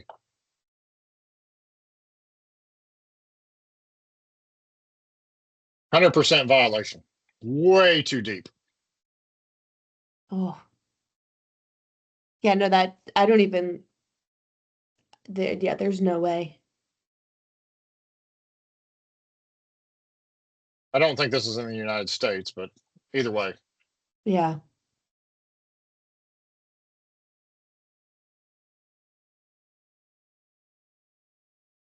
Oh.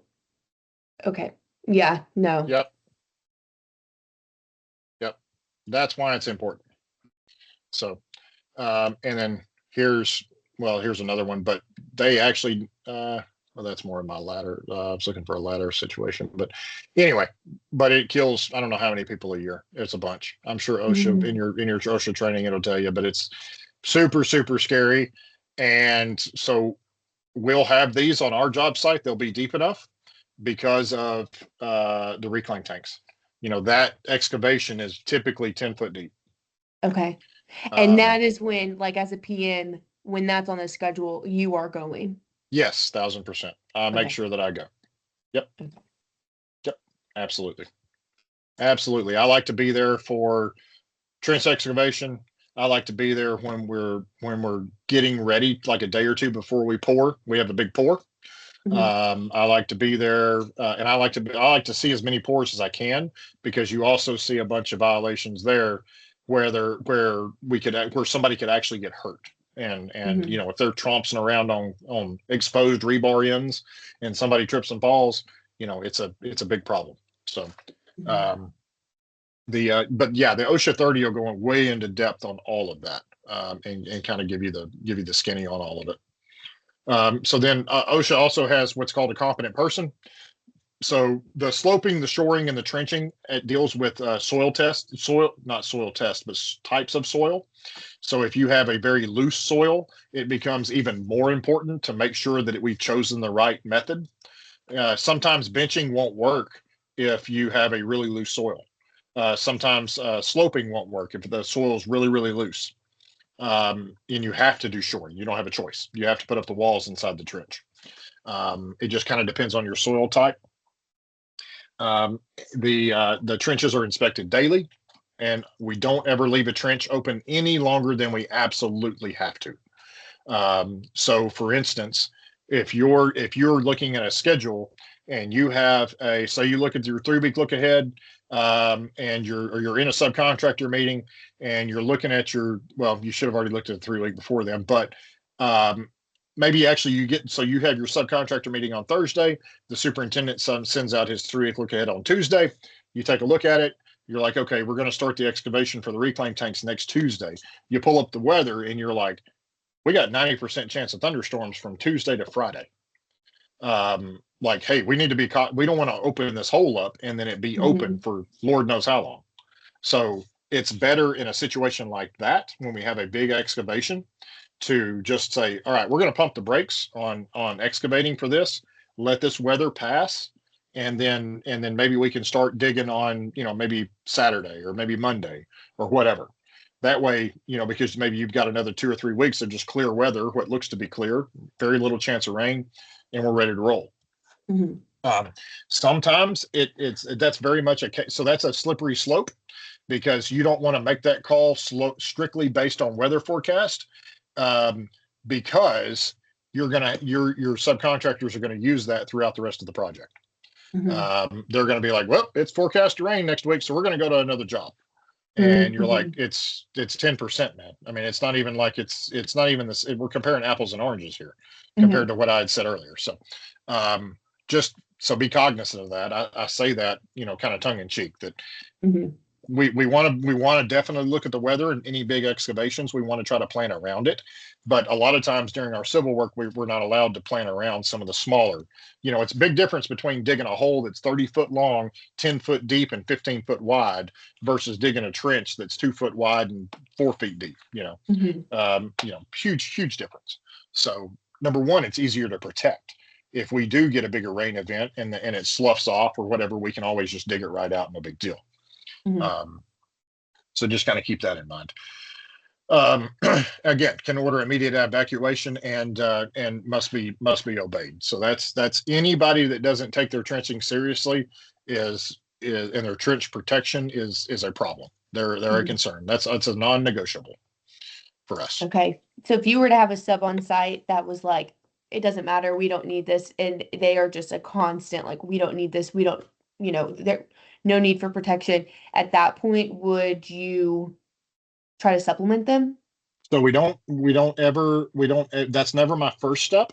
Mm-hmm. So my first step is, and we have to do this contractually, but I would issue them a 48-hour notice, a non-compliance notice, and say, look, you've got 48 hours to comply based on contract. And I would pull the contract language and say, based on da da da da da in our contract, you have to follow all OSHA guidelines, period. Da da da da da.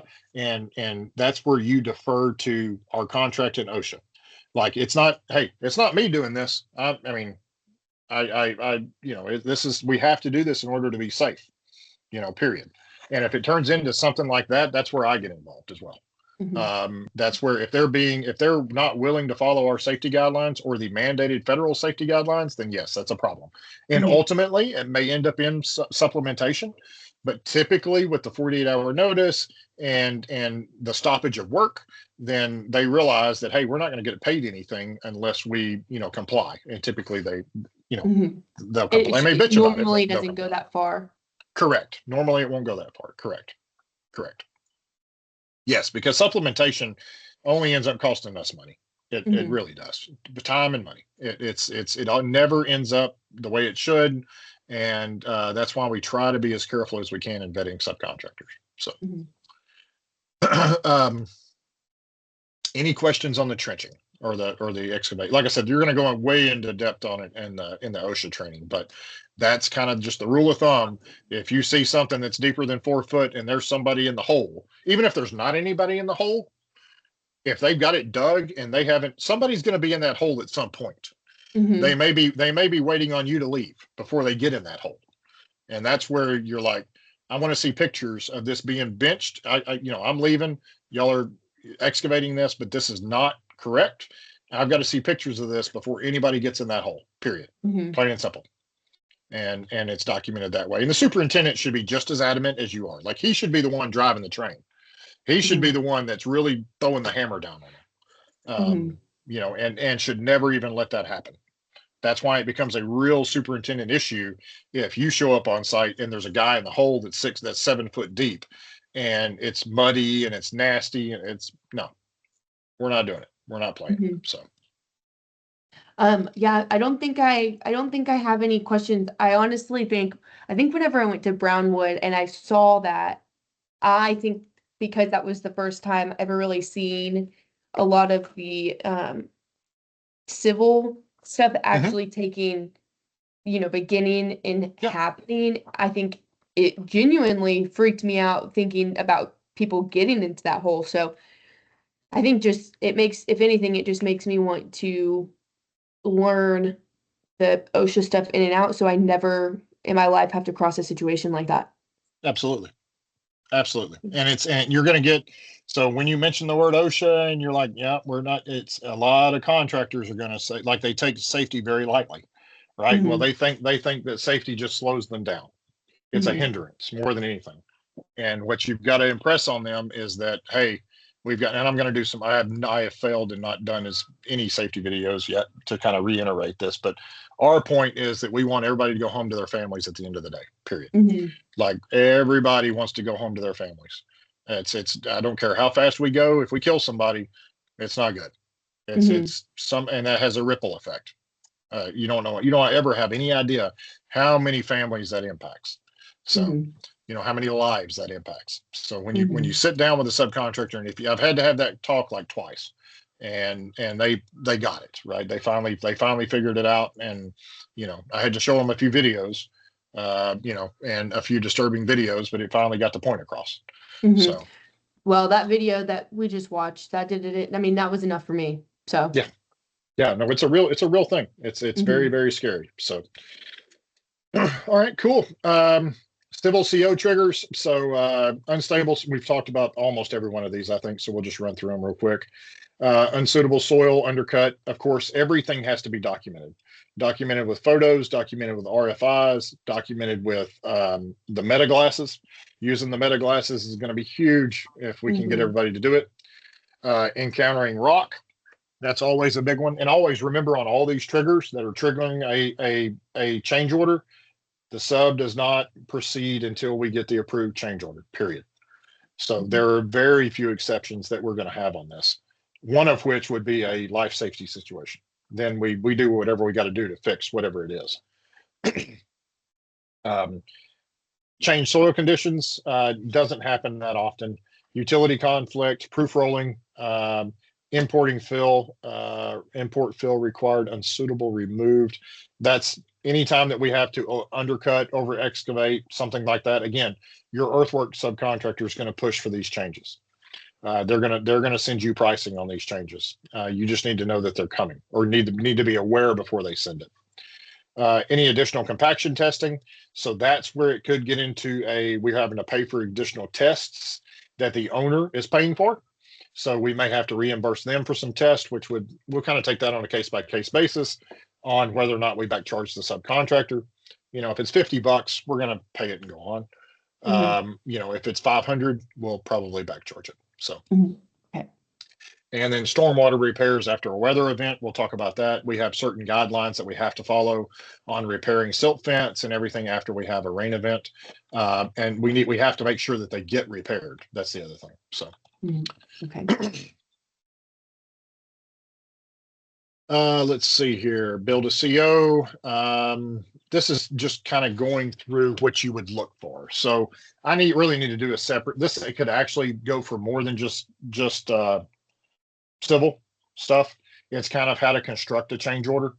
This is specific to civil, but I need to do some more videos on actual compiling. I'm waiting to compile a change order is what I'm waiting on. Is that way I don't have to do one from out of thin air. I can take a real world situation and compile it and do one. So don't worry about the change orders at this point. Just know that if we trigger one, I'll have future videos on it, but also you can always get me involved with, even if you've got a question like, hey, this has happened. I think this may result in a change order. 1,000% it should. Or I'll say, did we check the geotech? Did we check the civil? Yeah, the geotech says X, Y, and Z. Well, that's right. There's our answer. Then I'll ask, did the earthwork contractor have our geotech? Yep, they had it. They acknowledged it. They signed the contract that they had it. Then, all right, then it's on them. There's no change order for that. So stuff like that. We're not going to buzz through the questions right now. I'll let you, the PowerPoint's on there. You can kind of go through these questions. But because I know a lot of this was new, so I don't want to put you on the spot. But just kind of know that these are like if you read through them and you're like, I'm not really sure if I know what to do there. Just know that maybe just make a note that we need to do some more research on it, or you need to ask me questions on it. Something like that. But I think most of this you'll get, the 4 types, soil types, not a big deal. How to do a compaction test, all that kind of good stuff. So let's see. Oh, this is like, they give you field work too. They gave, which I don't, this is like we'll do all this when we go on site. So we'll talk about compaction test. We'll talk about field tracers, anything that I see, which is kind of what we try to do every time we walk, is identify any kind of risks that we have. And then, of course, any kind of trench observation or anything like that. Hopefully we'll get to see some good stuff up in Bridgewater. Okay. So cool. Anything, that's going to finish us up on the civil side. That's why this was in like 3 weeks of material. And I'm like, we're not taking 3 weeks to do this shit. We're going to do it in 1 week. So, so Monday we're going to move on to whatever the next one is. I forget. It's either concrete or it may be concrete. I'll have to look. But Monday morning we'll move into the next phase. But anything that kind of comes to you that you're not just, obviously you're not crystal clear on a lot of it, but anything that just kind of is a question that you don't have, or that you have rather. So I need to print off civil plans. I think the other week I had said I was going to print off West Bridgewater, and at that time I hadn't yet, but I got the Lipton one, or Lipton Market. So that's been really helpful because I got them in Longview and just went through them myself. And so I think while I'm learning these things about civil, or using time to review everything I've learned, just taking the plans and starting to mark them up. And then, so I think that will be a huge help. And just refreshing the definitions of everything and utilizing Google and videos on YouTube will help for when we actually go to the field for me to actually see it all.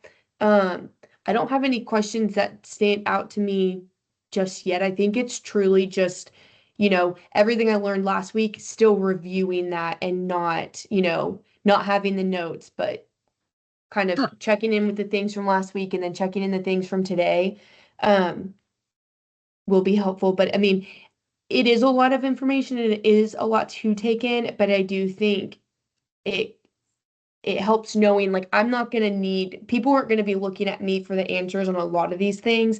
It is more so just having the education behind it and knowing what these things are, so I don't sound like a fool, when it gets brought up. I think a lot of it is more for knowledge Yep, absolutely. You will be like, you will never, an owner is never going to ask you in an OAC meeting, Allie, why were we at 92.8% compaction on that one compaction test on the north side? Blah, blah. No, they don't Yeah. care. They do not care. They're never going to ask. They're never, all we need to be able to show is at the end of the day, if we, once the job's done, do we have a compaction test that show if we have a failure for whatever reason in the paving, can we look back at our testing reports and say, nope, we had a compaction test there. Everything was fine. There's something else has to be the problem. That's it. It's all for CYA. A lot of this is CYA at the and to be proactive in heading off problems as well. So, all right, cool. Good. All right. Well, like I said, I hope I think you're getting something from this. So I think I think it's going to be, and it's going to be like everything will come full circle when you actually see it on site. Yeah. You'll be like, yep, I remember us talking about that. Yep, I can do that. Okay, sounds good.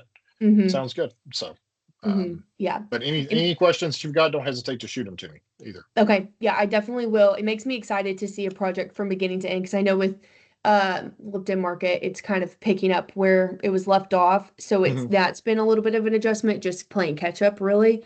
Sure.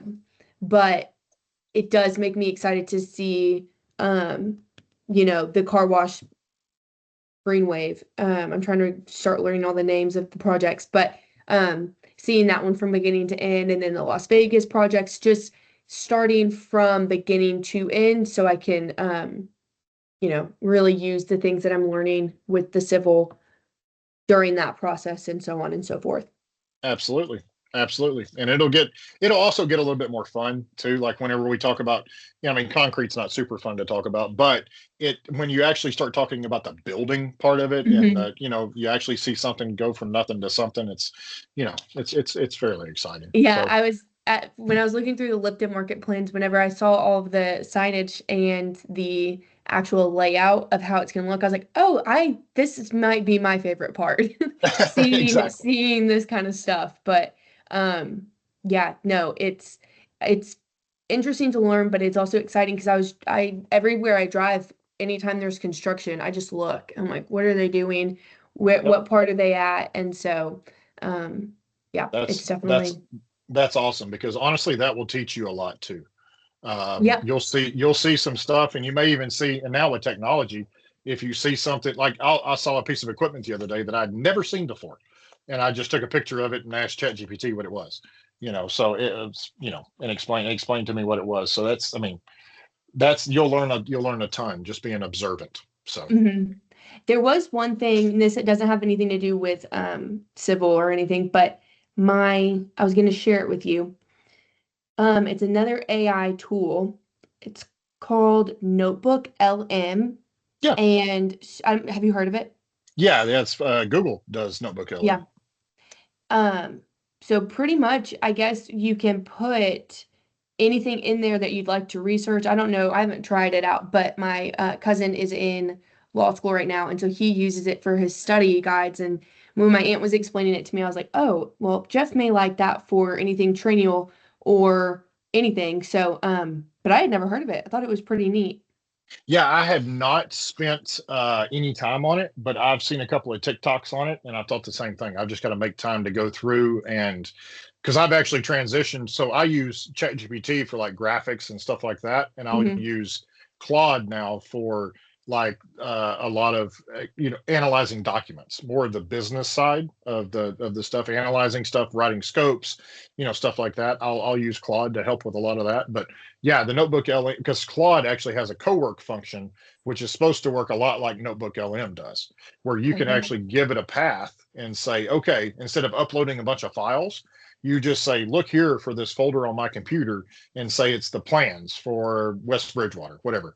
Say, look in this folder, and I want you to analyze, tell me how much stormwater pipe we're having to install, just as an example. And it will go through. Sometimes it's right, sometimes it's wrong, but that, its calculations are wrong. Sometimes it thinks a stormwater pipe's a water pipe. So. or vice versa. But yeah, I've used it. I'm going to use, that's going to be one of the things that's on my list, is to look at Notebook LM to see how we can use it as well. So, She said that it can make podcasts. And so, oh, cool.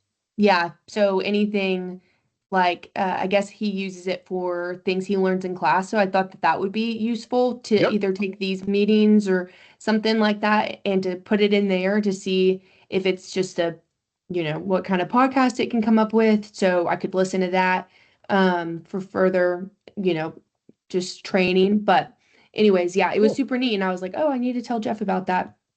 Awesome. Perfect. Well, I appreciate it. And I will certainly look into it. So, all righty. Yes. All right. Well, I All think that right. that's all that I have for this. Will you be in Longview next week? Yes. Yes. Okay. I am debating on coming back before the 19th or to be there on the 19th because that's when the meeting for Lipton Market is with the subs. So I think I might try to come back that day, if not before, just to review everything. But I also tried to buy Project on my computer and Mhm. it was linking me, I guess because our emails are with GoDaddy, it was linking me to the email that you gave me for the computer, setting up with Microsoft. Oh, it links it to the bold constructed Mhm. G or Outlook or whatever it is. Yes, it was telling me that my Alley at Bold email did not work, Hmm. that it wasn't pulling it up. So then um it kept putting in or like it was accepting the bold at Outlook email. So anyways, I was looking it up on ChatGPT to see, how I could go about it. And it said something about going to the admin center. I can pull up the chat. Do you want to just shoot me over whatever it said, and Yeah. I'll research it, because I don't it's been a long time since I've installed it, so I'm not exactly sure. Okay. Yeah. I'll send you what it said. Okay, perfect. All righty. Well, Sounds I good. will talk to you later. All right, have a great weekend. You too. All right, bye. Bye.